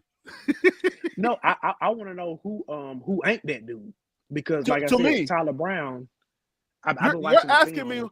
You're asking me who's not that dude to me, like to me. Mm-hmm. I mean, like on the Colorado team or like in the Big 12? Yeah, Colorado. But who are the potentials? Who am I picking against? Like, who are the potential players that I'm picking out of? Put it like this: who's the worst offensive lineman on the team that started this year? Who was the biggest liability on the offensive line this year? You're trying to get me caught up. No. I'm asking a simple question, man, and I'm asking this with love, and I'm asking this in good faith. The worst offensive lineman on Colorado's team. The worst? I know you want me to say Tyler Brown. I you know what? I know who I'm gonna say. It's Tyler Brown. I want to know who you think. You think it's Tyler Brown? Yes. Again, listen. I've been going back. I was able to find an account that has like the full games for CU and stuff. And Tyler Brown just ain't it, man. Like, it's crazy that Cash. I feel bad for Tyler Brown, though, man. Came in being 10 times better than Tyler Brown. I feel bad for Tyler because I agree with Shante. Like he had to sit a season. I feel Oh like my God. No. I want to say that because you know why? We're not doing that. I'm not gonna accept it. I'm not gonna accept it. No, but I'm not Tyler, gonna accept this it. is what you got to understand with Tyler Brown. When Tyler Brown was hot, he was hot. Like the dude came from Jackson State, he was that dude. Like he was coming in hot. Tyler Brown wasn't rusty because he was still able to practice, y'all. He may not have been. He may not have played in games. Game is different from practice, though. Practice. We talking about practice? We talking about practice, right? I understand that. But again, Tyler Brown is trash, and it is what it is. CU needs to accept that. Was he trash before the season he sat out? Would you have considered him to be trash? Based off of the competition that he played against and what we saw on the field, no. Based off of the competition that he needs to face for Colorado to be successful, yes. Man, I feel you know what? Listen. That's one of the reasons why I feel bad for Tyler, because I feel like Tyler was one of those dudes that was projected to do some good stuff. You know what I'm saying? But then after that season, he sets out. He lost his mojo. No, he just wasn't good enough. It's that I think simple. he was, but it was Tyler a bad Brown. circumstance Tyler for Brown him. was great at Jackson State for Deion Sanders. He is not an answer at guard, center, or tackle in the Big 12. He just don't have it, and we have to be okay with that. Some people just don't cut the mustard, and he don't. I feel like he wasn't given a fair share. He wasn't given a fair my shot. God. All right. As much as I disagree, I have to respect it, Harry. Yeah, man. I feel like you give Tyler Brown a fair shot. I think things change, and let's listen to some of this interview because we were waiting and then we got into a whole nother conversation. Yeah, sorry about that. Let's listen to it. Let's go. About the game, and he's able to relate to it because he did it at the highest level. It's truly amazing. I'm thankful for that. What's the origin of the relationship with Tom? Say it again. What's the origin of the relationship with Tom? Did it come back from your dad or something? Well, far back, I'll say a couple years ago, he extended his hand. He was like, come work out with me in Tampa. So he flew down there. Dad came, and we rode with him. He took me in his truck to this field, to his high school field. Then from then on, he was just telling me knowledge, and I filmed everything. I recorded everything. So now, even sometimes I go back and just listen to the things that he said at that time, and it registers. You know, everything that he said back then registers now, and it applies. So that's what I'm thankful for him. It must be nice to have somebody like a Tom Brady comes through and be like, "Hey, yo, holler at me!" Like, it must be nice. That's Right. Those are the benefits of being a high profile person. Man, not everybody gets that. Yeah. Yeah, Coach Pat Shermer, he's amazing. He's great. I'm truly thankful and glad that he was my last year offensive coordinator. I've been through 6 different OCs, so I'm able to adjust to any offense and every scheme and make it work. We went from Jackson State to Colorado and changed 2 programs back to back. So you don't think I could come to an NFL franchise and change the program again? It's history. Pause it right there. Always going to repeat it. What's his skills? You talked about coming from Jackson State, Colorado. Let me ask you, because you guys are hard on Deion and his family. Do y'all think that Colorado, that Shedeur and Travis are the face of college football? Like, okay, take your time. I don't know. Not a fast answer. Think about it in its totality. Think about the question. The face of college football. Not is he the greatest player? Just think about what I'm asking you.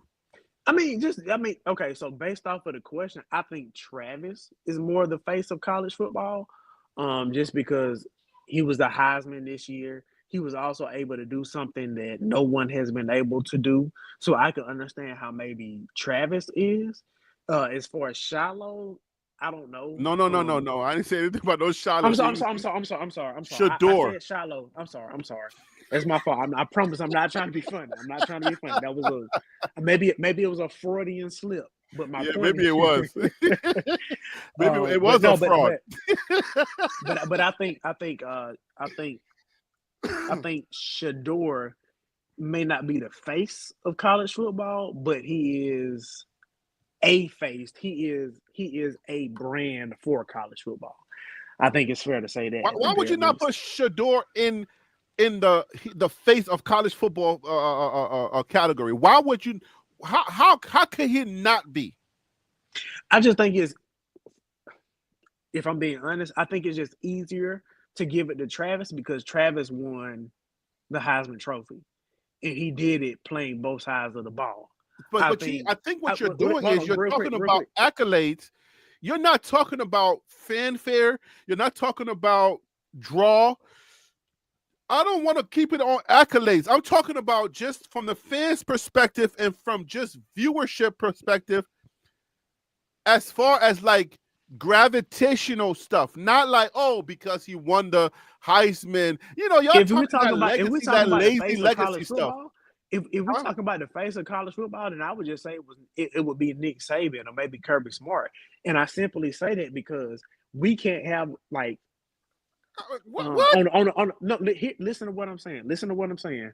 On a grander scale, we can't have a conversation about college football without bringing up Nick Saban or Kirby Smart. So that's why I say those two people are the face of college football. I know you're asking about players. Wait, 2024, Nick Saban was the face of college football? And if you're talking about a specific year, no. But in general, I'm saying obviously, we're talking about the combine, and we're talking about Shedeur. I ain't talking about legacy. That's not what I'm talking about. I'm not talking about going back to 10 years and saying who's the face of college football. I'm talking about right now, in the present moment. In the present moment. Okay, so in the present moment, if I had to give it to one person, I would give it give it to one person. Shedeur, I'm saying I'm making an argument for Shedeur and Travis Hunter being the face of college football. It can't be two unless we talk about Face Off, a movie where you got two faces. I would have to give it to Travis over Shedeur.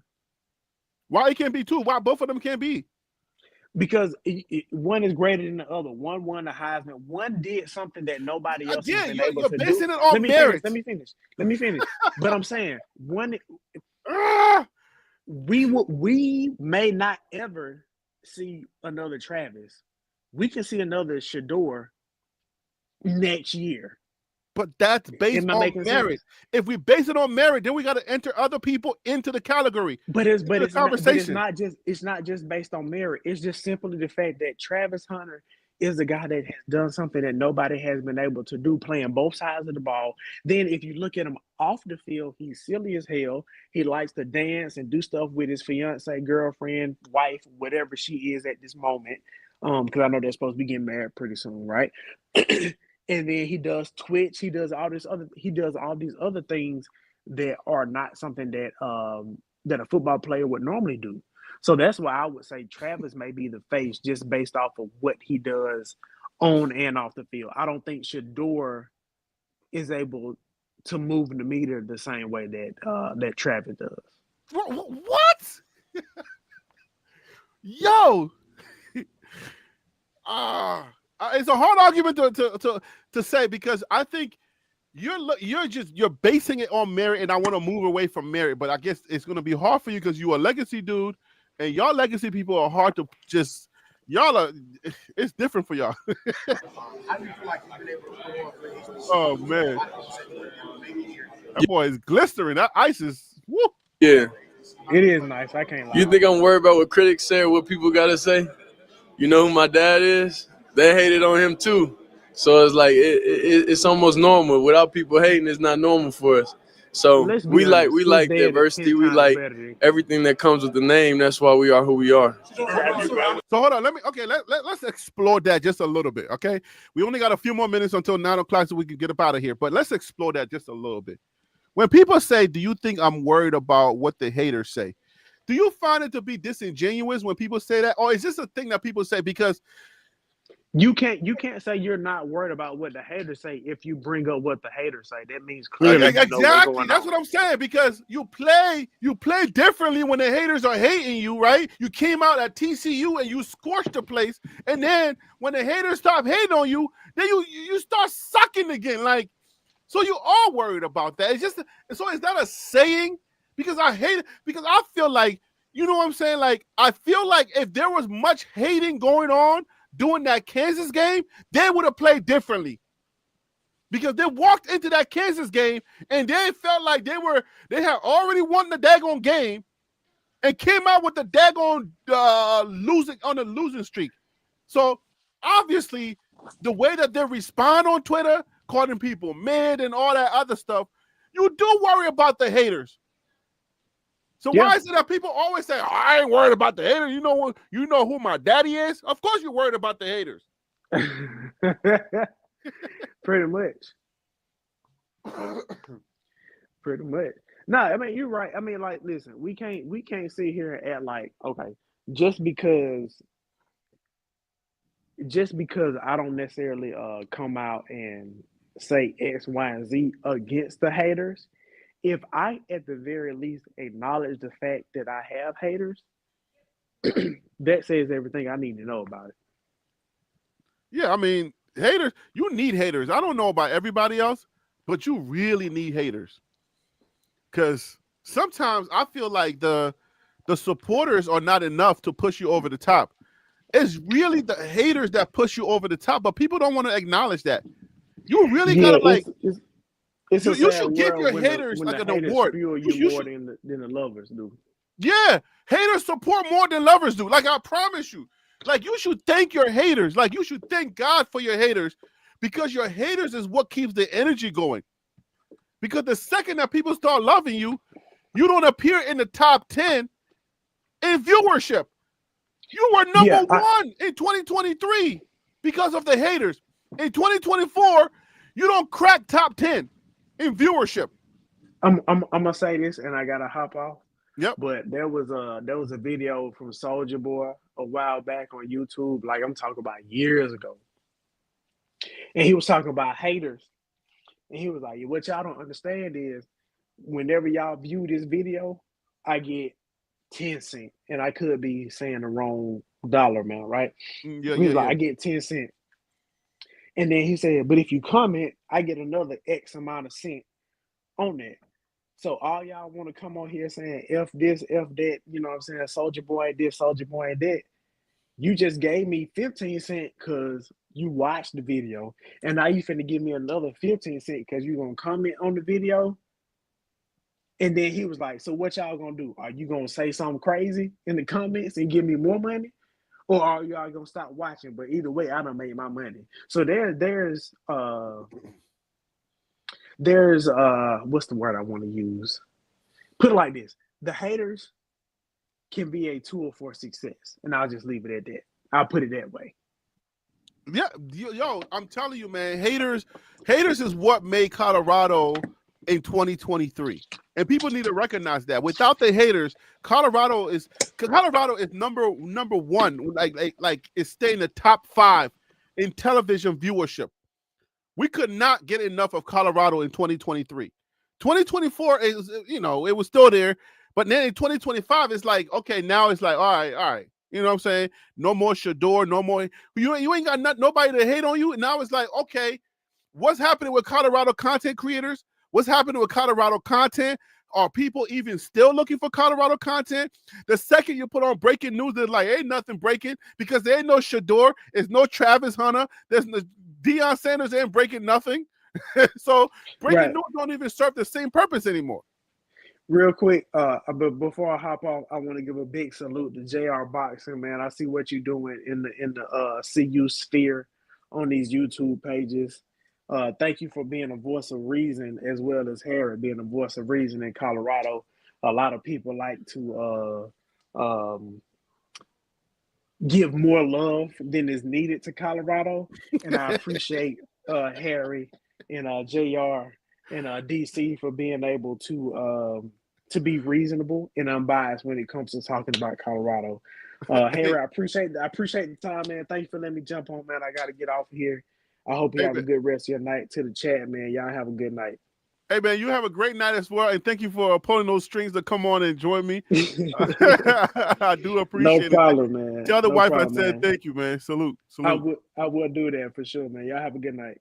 Hey, JR Boxing. Hey man, hit me up. Let's come on here and come and give me your thoughts on some of these things. I saw some footage on other channels you've been on. So salute to you, man. By a ton of former NFL players and coaches in Colorado, and just talk about how their experiences kind of helped you move along and get ready for the next level, as well as adapting. Yeah. So I'm truly thankful. My dad was able to assemble a staff. He was able to assemble. Before I get into this part of the interview, I want to talk about the fact that when he had his book bag and he had 3 hats on there, I believe he had the Browns, the maybe the Titans, and maybe the Rams or somebody else. But what I'm saying, they're moving very strategically, and I like the fact that Coach Prime and his team and Shedeur and them, they're moving very strategically. And another thing, I haven't seen Travis Hunter. I haven't seen Travis Hunter. I'm waiting for the email to come, JR Boxing. I got the email up, and I'm just waiting for it to come. Sometimes it takes a little bit of time. But let me put it back on the screen, just in case you have the old email. I'll put it back on the screen just to make sure that you got the right one. Keep in mind, it's jointuplive@gmail.com. It'll probably come in a second if you send it to the right one. All right, so it's jointuplive@gmail.com. That is the email. Call into the show if you want to join the conversation, guys. We'll be on here for a little bit, for a few more minutes, and then I'm out of here. I got to go do family night, all right? A movie and junk food. I think I got fried chicken tonight, and I can't leave my fried chicken and be talking to y'all here. Anyway, so look, I like the fact that Travis Hunter has been quiet. Travis has been like, he disappeared. Okay, Travis Hunter went in the hole, and he ain't coming out for nobody. He's like the groundhog, and he don't care whether you want him to have an extended winter or an early spring. He said after the season, he said, I'm out of here. I love that about him. Now he becomes the GOAT. Now he's like the college GOAT, where you can only talk. I feel like the way people act is the more you are available to people, the more they can disrespect you. I feel like the same thing is happening with Shiloh Sanders. Shiloh's a really good football player. If Shiloh was on a different team, he was far away from everything else. Like I think Phil said tonight, if he has stayed at South Carolina, if Shiloh's not in this, what some people term as a circus and stuff, if Shiloh's away and making the type of hits that he's made in college football and continue to play the way that he played, I feel like Shiloh was going to be getting more respect, and he would definitely be at the combine. But again, I'm grateful, and I think, I'm so glad that Shiloh, what's his name? I feel so great that Travis Hunter is staying away. I've been thinking about that, and I wanted to make a video about that, but I'm like, you know what I'm saying? You do a video about something like that, there's not a lot of meat on that bone, and you're grabbing at straws, trying to extend the videos.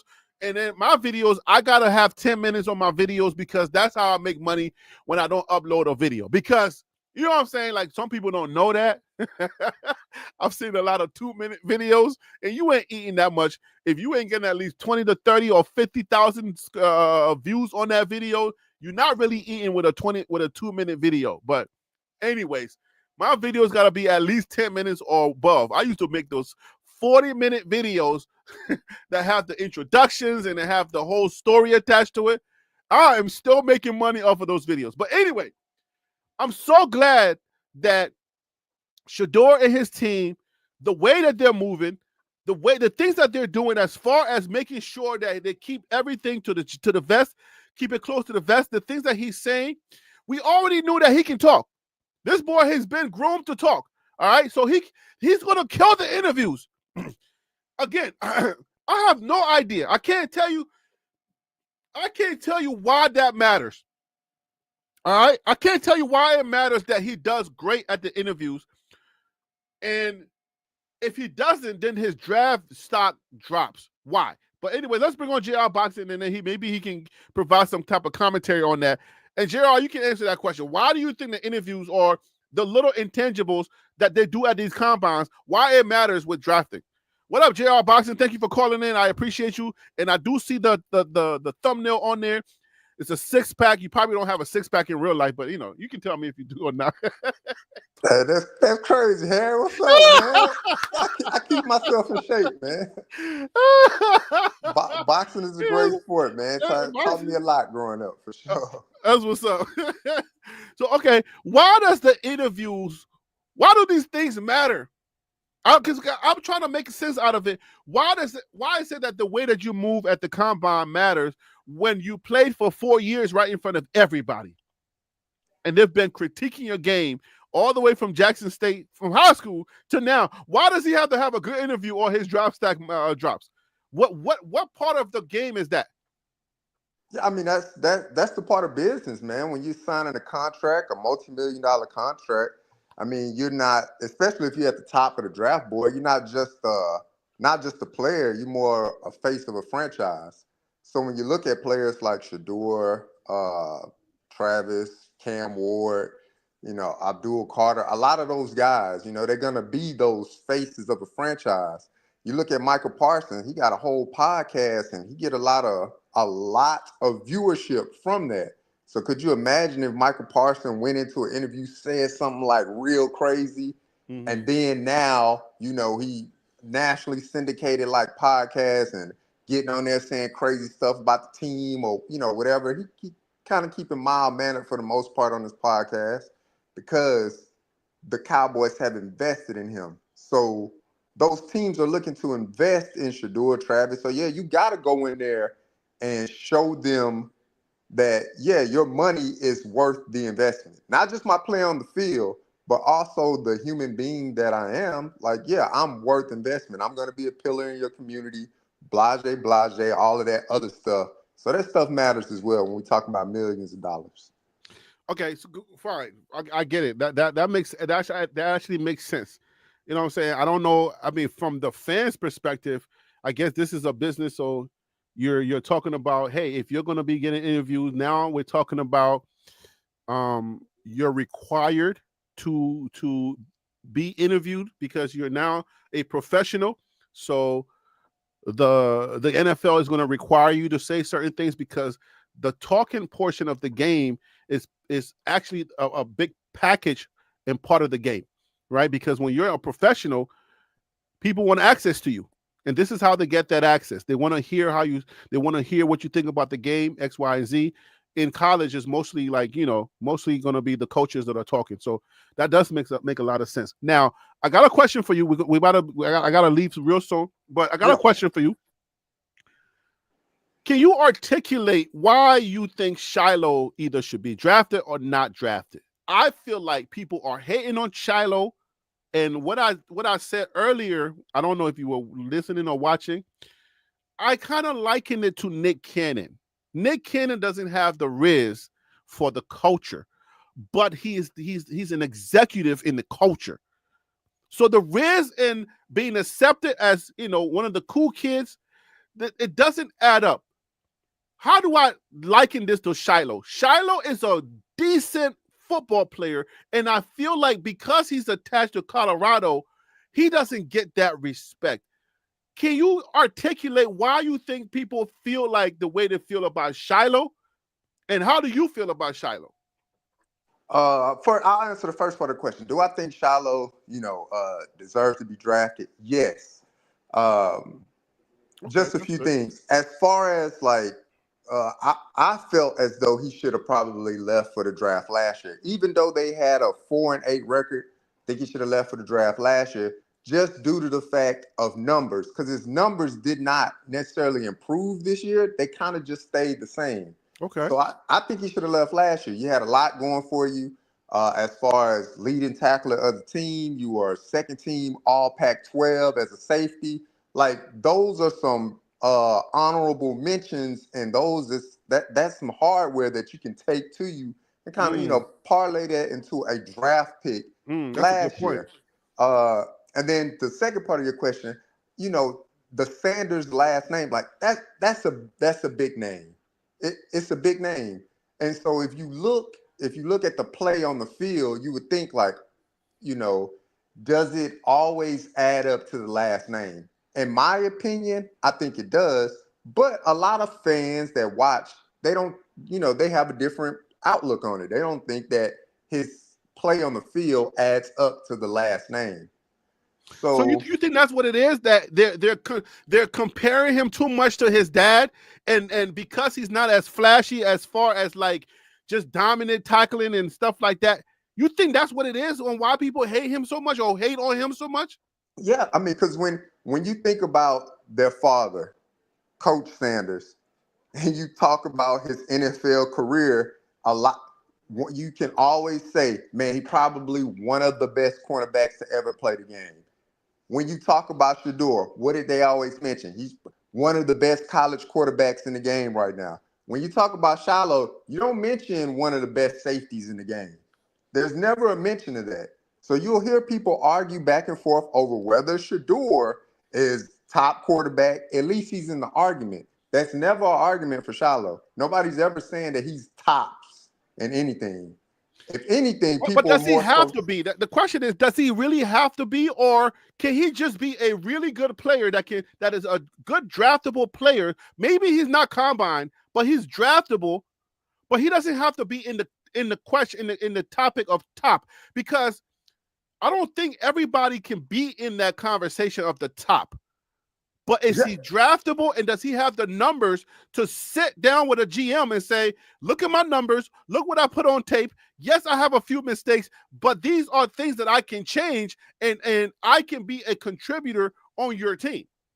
Yeah, that's why I said the first part of the question. I do believe, my own personal opinion, JR Boxing, I do believe he is a draftable player. Like I said, 2023 was a good year for him. I do too.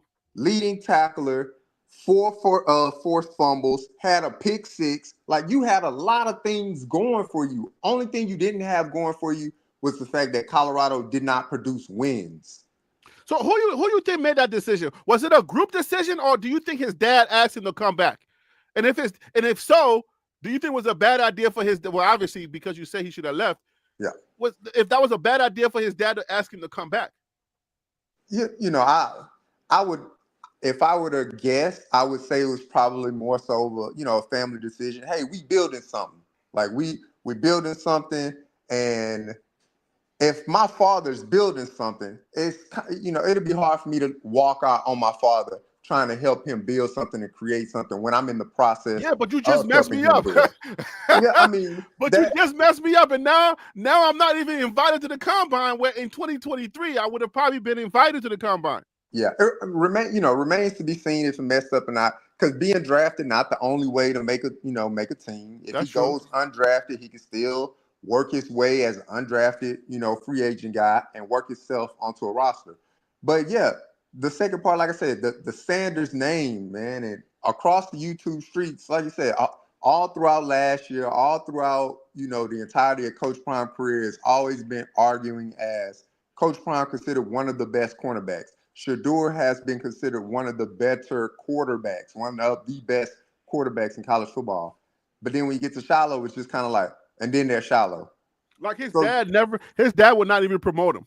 Yeah. he literally has to ask his dad to say his name. Yeah. So big name. The name is big. And I just think that has a little bit to play in it. Because if you take the Sanders last name away from Shiloh, and it's Shiloh Smith, and then you see Shiloh Smith, and 57 tackles and stuff like that, you'd be like, all right, he was a decent player, but it's Shiloh Sanders. So of course you're gonna have additional spotlight, target on your back, things like that. People are still trying to point the finger, take the jab at Coach Prime and everything like that. Now it's just in the form of his kids. So do you think what Phil So Real said earlier, do you think he would have been better served to stay at South Carolina? Like, is there a thing that maybe took away from him being at Colorado? I don't think it necessarily took away from college. I don't think him going to Colorado like took away from. I just think it's just the way it played out.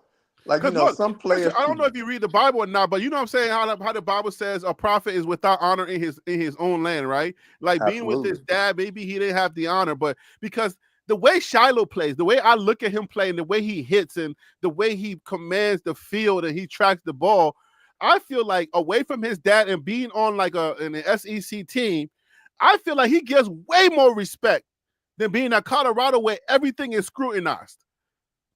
Absolutely. I mean, look, as far as it goes, when it comes to being recruited out of high school, Shiloh was the highest recruit. From Bucky to Shedeur, Shiloh was the highest recruit. He went to an SEC school, got there, played some SEC ball. That, Shedeur had consideration for Alabama and things like that. But at the end of the day, Shedeur was going to go to, I believe it was FAU at the time or something like that. Like a G4 school or something like that. Due to relations with the coach and the coach knowing his father and things like that. Not saying Shedeur didn't have talent to go to SEC school, but what I'm saying is that Shiloh, there was no doubt he was going. So Quinn Leader said he went as a cornerback. I didn't know that. So he went as a cornerback and then moved him to safety? Yeah, moved him to safety.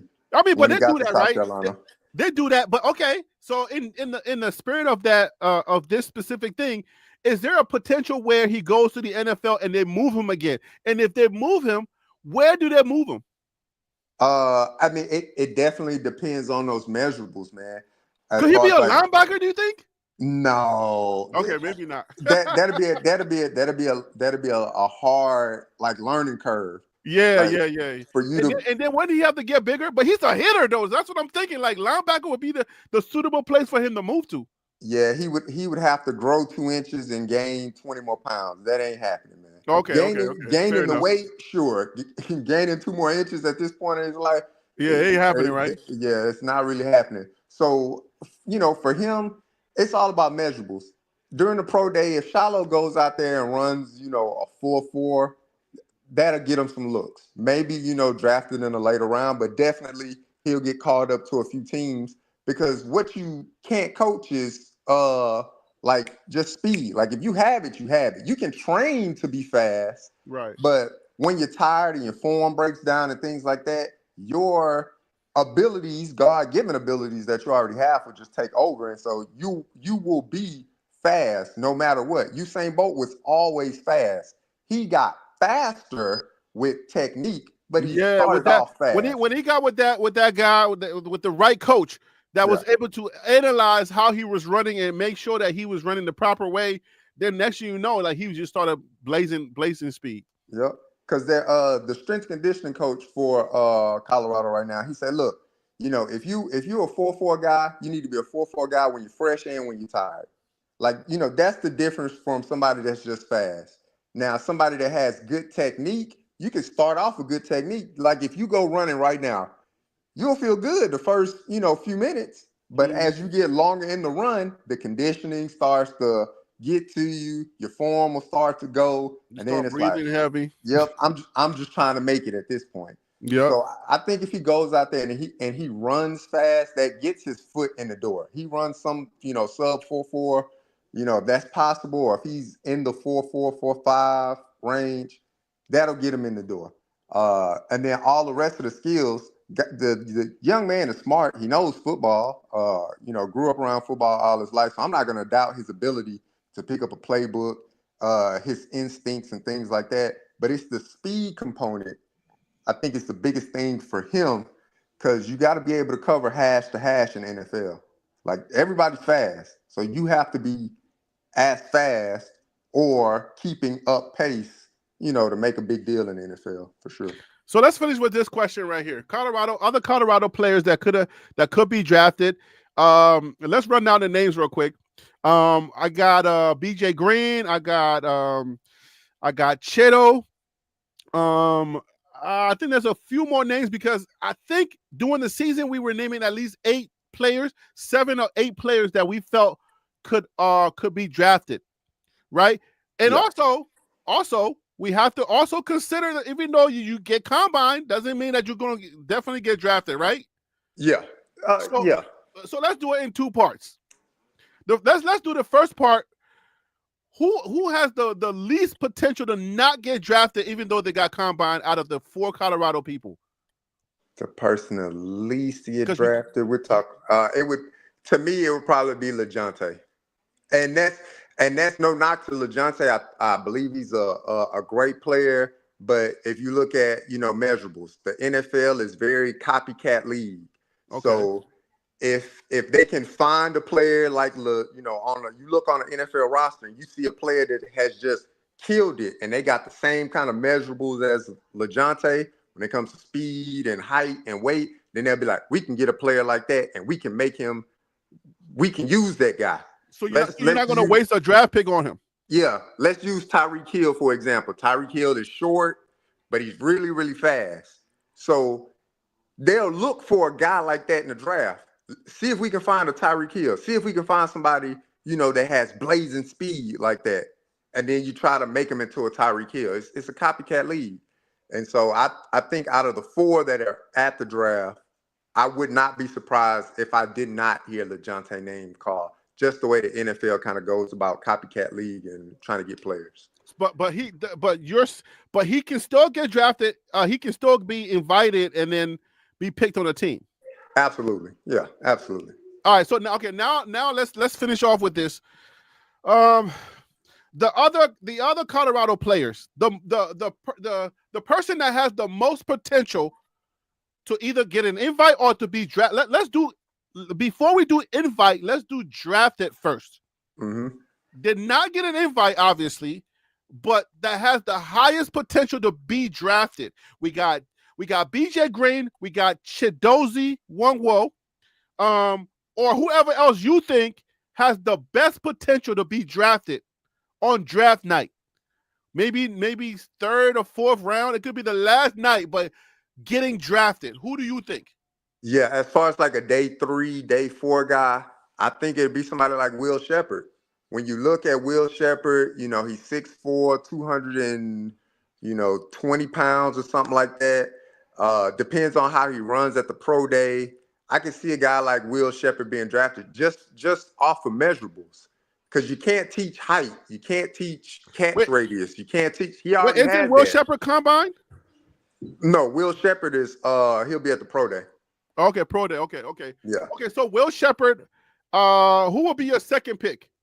My second pick, it would be Cameron Simmons Craig. That would be my second pick that didn't get invited to the combine. Yeah. But you look at Cameron Simmons Craig. You think about the fact that he was not invited, though? Not invited. Undersized guy, things like that. So if he gets to the pro day, the teams have the tape on him. Now it's just a matter of fact at the pro day, how many reps you going to put up at 225? How fast will you run? How fast can you get in and out of breaks? And then, bam, he could get drafted, 5th round, 6th round, 7th round, something like that. But, hold on. Okay. I feel good about Simmons Craig. Do you think he's a shoo-in or no? A shoo-in to be drafted? Yeah. No, I don't think he's a shoo-in. Just based off of measurables. Like I said, if you look at some of the measurables from safeties that they took last year, I'll give you a guy that plays for my hometown team, the Houston Texans. Bullock at USC. Their team, USC defense was terrible last year in the Pac-12. Yeah. Terrible. But that young man stood out above all. Not to mention, he's 6'3". He was rangy. He could run half to half. Like, those things stick out because you can't teach height. You can't teach it. You can't teach height. You can't teach the size. Yeah, you definitely can't teach the size. You got it. Man, we had solid. I feel like we had solid 8 people because we got 4 on the board, and then we can easily just name 4 more. Yeah, you got like you said, Sheppard, right? Yeah. You got Chidozie, then you got Simmons Craig, and then you can throw in another name in there. Yeah, but you're a businessman, Harry, so you understand how business works, and so it's easy for an NFL evaluator to look at a player that has similar measurable height weight comparison and say, all right, can we find a guy like that? And so you don't see a lot of guys Shedozie's height in the NFL. I mean, you don't. I know There may be that is some the thing against outliers. Shadozie, but his strength is Yeah. crazy. You may see some outliers. You may there's one that comes to mind. I believe he plays for like the Green Bay Packers. I don't know his name, but he is a shorter defensive tackle, but he's the exception. He's not the rule. The rule is typically we're looking for a Jalen Carter type guy. We're looking for a Jordan Day. We're looking for big beefy guys that can clog up the middle, blah, blah, blah, all of that stuff. And then you just kind of go from there. Because again, it's all about measurables. So hold on. Let me understand what you're saying. Are you saying that they can find a replacement for Shadozie and not have to draft him? Yeah. I mean, there's plenty of guys that come out in the the NFL, go to the NFL year after year. I mean, there's a guy at my fitness center right now working out to go do a workout with the Carolina Panthers, and he's 4 years removed from the NFL, but he still has a dream to play. So it's there was a guy when I used to live in PG County, Maryland. Mhm. There was a guy that was training for the Buffalo Bills for years, and I said, "Come on, man!" I said, "Come on, bruh." From when I was in high school, I went to college. Every time I come home from college, that guy, he's on the street. Okay, and he's training, and I'm like, come on, bro. Like, you gotta give it up at a certain point. That's the dream within itself. So that's the thing that that'll be. It's not necessarily their play. It's just measurables, man. It's a game of measurables. If I'm going to sign somebody to a contract, I gotta make sure I hit on this because it's money involved. So I'm gonna at least look for a guy that has measurables similar to somebody else that was dominant in the league. All right, and then you're hoping they can replicate that. All right, so now your two honorable mentions or invites, and then from the two invites, who ends up on a team? Honorable mention, like invites. Right, basically invites, yeah. Invites. Like they're not getting drafted, but they can get invited. And then from those two, who actually gets on the team? Who stays on the roster? My first one. Before you do that, yeah. Is it true that Xavier is no longer in the NFL from the Cardinals? That I don't know. I haven't heard of it. But I mean, hey, if he want to get some playing time, you got these leagues that's coming up in the spring, XFL. That's a great opportunity for XFL is coming back. I thought it was UFL. Oh, UFL. Okay. Didn't they combine? I think they combined. Yeah, because XFL died, right? XFL was X. Yeah.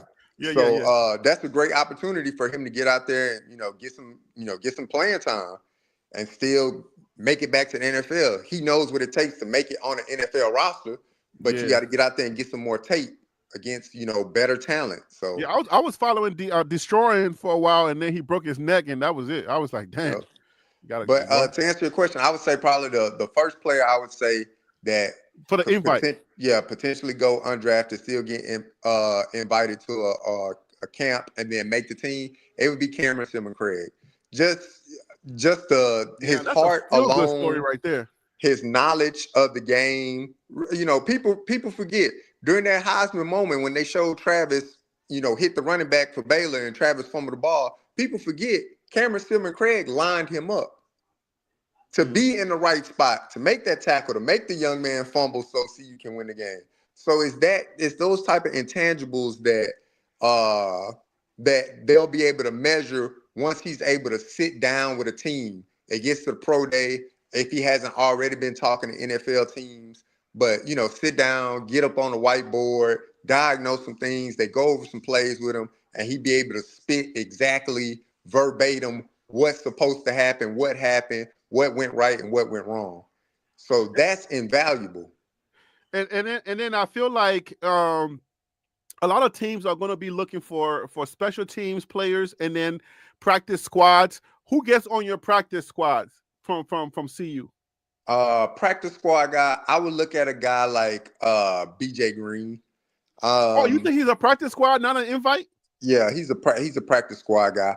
He's more of like a tweener. You really don't know if he's a defensive end or if he's a stand-up linebacker, something like that. So I look at BJ Green as a practice squad guy, somebody that's going to give me some good reps, have a high motor, get after it, and things like that. But as far as like cracking the NFL roster, I truly don't see it for BJ Green. I wish and I want the best for him, but I just don't see it from that standpoint because So he's you think more of a tweener. so you think he gets the I don't know if it's 65,000 or whatever they give him. Yeah, like That's 65,000 a gonna be month or his something cap. like that. That's gonna be his ceiling. Like he doesn't crack. Like eventually, because what's the guy Lou, the comedian Lou? He was a practice squad guy trying to crack a roster. A roster, yeah. Lou Young, yeah. Yeah, Lou Young, right? Yeah. So you don't think BJ Green gets on the practice squad and then eventually impresses and then get on the squad, get the playing time? I don't see it, man. Wow. He would have to do some phenomenal stuff.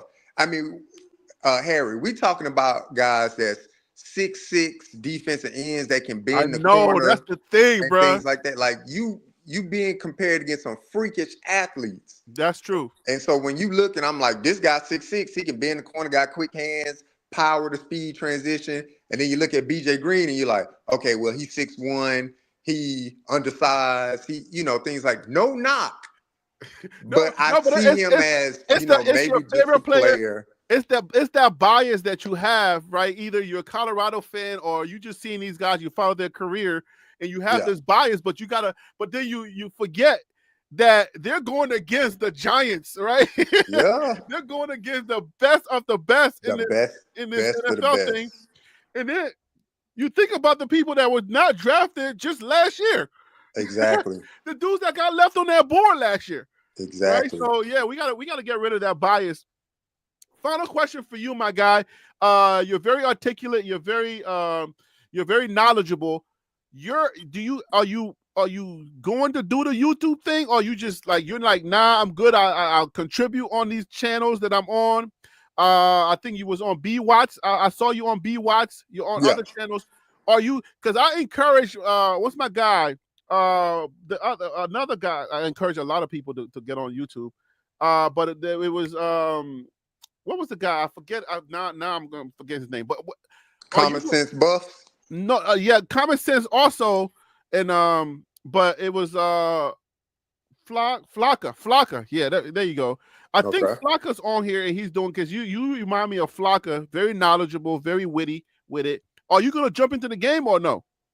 For right now, man, I'm close to retirement, man. I done gave 20 years of service to the country, man. Oh, congratulations and thanks for your service. It's been a pleasure. But you're a young guy. How you do 20 years? Like you're not even 40. Are you 40?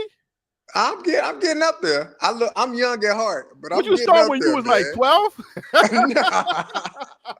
Nah, I did my schooling commission and then just turned around and went for it, man. I had dreams of playing basketball, but those dreams fell real short, real quick. I found out that I'm athletic, but I'm not that athletic. So right. I had to get real with it. You are definitely not your thumbnail. Exactly. I was just like, I gotta make a turn, and this is what I'm gonna do. And so graduated school early, man, and then started my career. Because I was just like, I don't want to be stuck with no debt. So y'all paying school? Y'all paying it off? Great. That's what I'm doing. But yeah, man, 20 years of service, man, it's coming to an end. So I'm definitely just looking to just relax, chill out with my family for a good bit of time. But actually, my wife, during Christmas, bought me everything I needed to start up a YouTube, So office. she sees the vision too? She see the vision. She was like, if you're going to do it, I'm going to support you. And Merry Christmas. And I opened up boxes of all kind of stuff. Microphones. You got the microphone. You got the light. New desk, lights, all kind of stuff, man. So I've been putting some stuff piece by piece. But if I were to tap into it, it wouldn't be until around like 26, man. I just want to relax and contribute to great channels like yourself and B Watts, man. So hey, listen, when you do it, don't do Colorado. Do it just like in general, because you're very knowledgeable, and when you know what I'm saying, when you're talking, you're talking about different athletes from different genres, so you can be like a Bubba, right? Yeah. Bubba covers, I think, mostly NFL, but he does the NBA as well. Yeah. So yeah, so I mean, if you're that knowledgeable and your range is if you got a pretty wide range, then don't get into the Colorado space. Yeah. But Cover it because it's there. 2026. I started to put my 2026 vision board together, man. And YouTube is not on there as of yet. Oh, but if it finds its way on there, man, I'll put it on start there. Put getting it on. together. Put it on there because we are about to get into a recession, and content is king, right? That's Whenever true. there's a recession and stuff like we start going into a space, people go to content. You feel me? So, I mean, the only thing is, just like my guy Common Sense, and I'm trying to get him to get back on here, you got to be consistent with it. So you are right not to jump into it if you're not ready, right? So if you're going to do it, though, you got to be consistent with it. So that's the one thing I would say. Don't get into it until you know that you're going to be ready to at least put out one video a week. Yeah. You feel me? So if you can't do that, don't get into it. But you're very knowledgeable. So if you're going to do it, man, I definitely, I will join your wife and say, do it, man, because you are very knowledgeable. And I saw the same thing in Flocka, and I think Flocka has a channel, even though I haven't seen it on YouTube, but I think he has a football channel. So, yeah, man, I saw that. I appreciate you coming on and helping me to close out the show. I appreciate you, brother. Nah, anytime, man, anytime. And anytime you're ready you got questions about the channel, about the YouTube algorithm. I've been doing it long enough to know that to know a few tricks about it. So, you can always reach out, brother. I do have a little bit of knowledge to share if I can. I appreciate that, man. All right, man. You have a great night, and thank you for joining me. All right, man. Hey, salute to you, Harris. Salute to everybody in the chat, man. Peace and love. All right, folks. I'll see y'all on the next video. See you on the next video. Thank you for joining me on this live. I appreciate it. Peace out. God bless you. Have a wonderful weekend. Peace.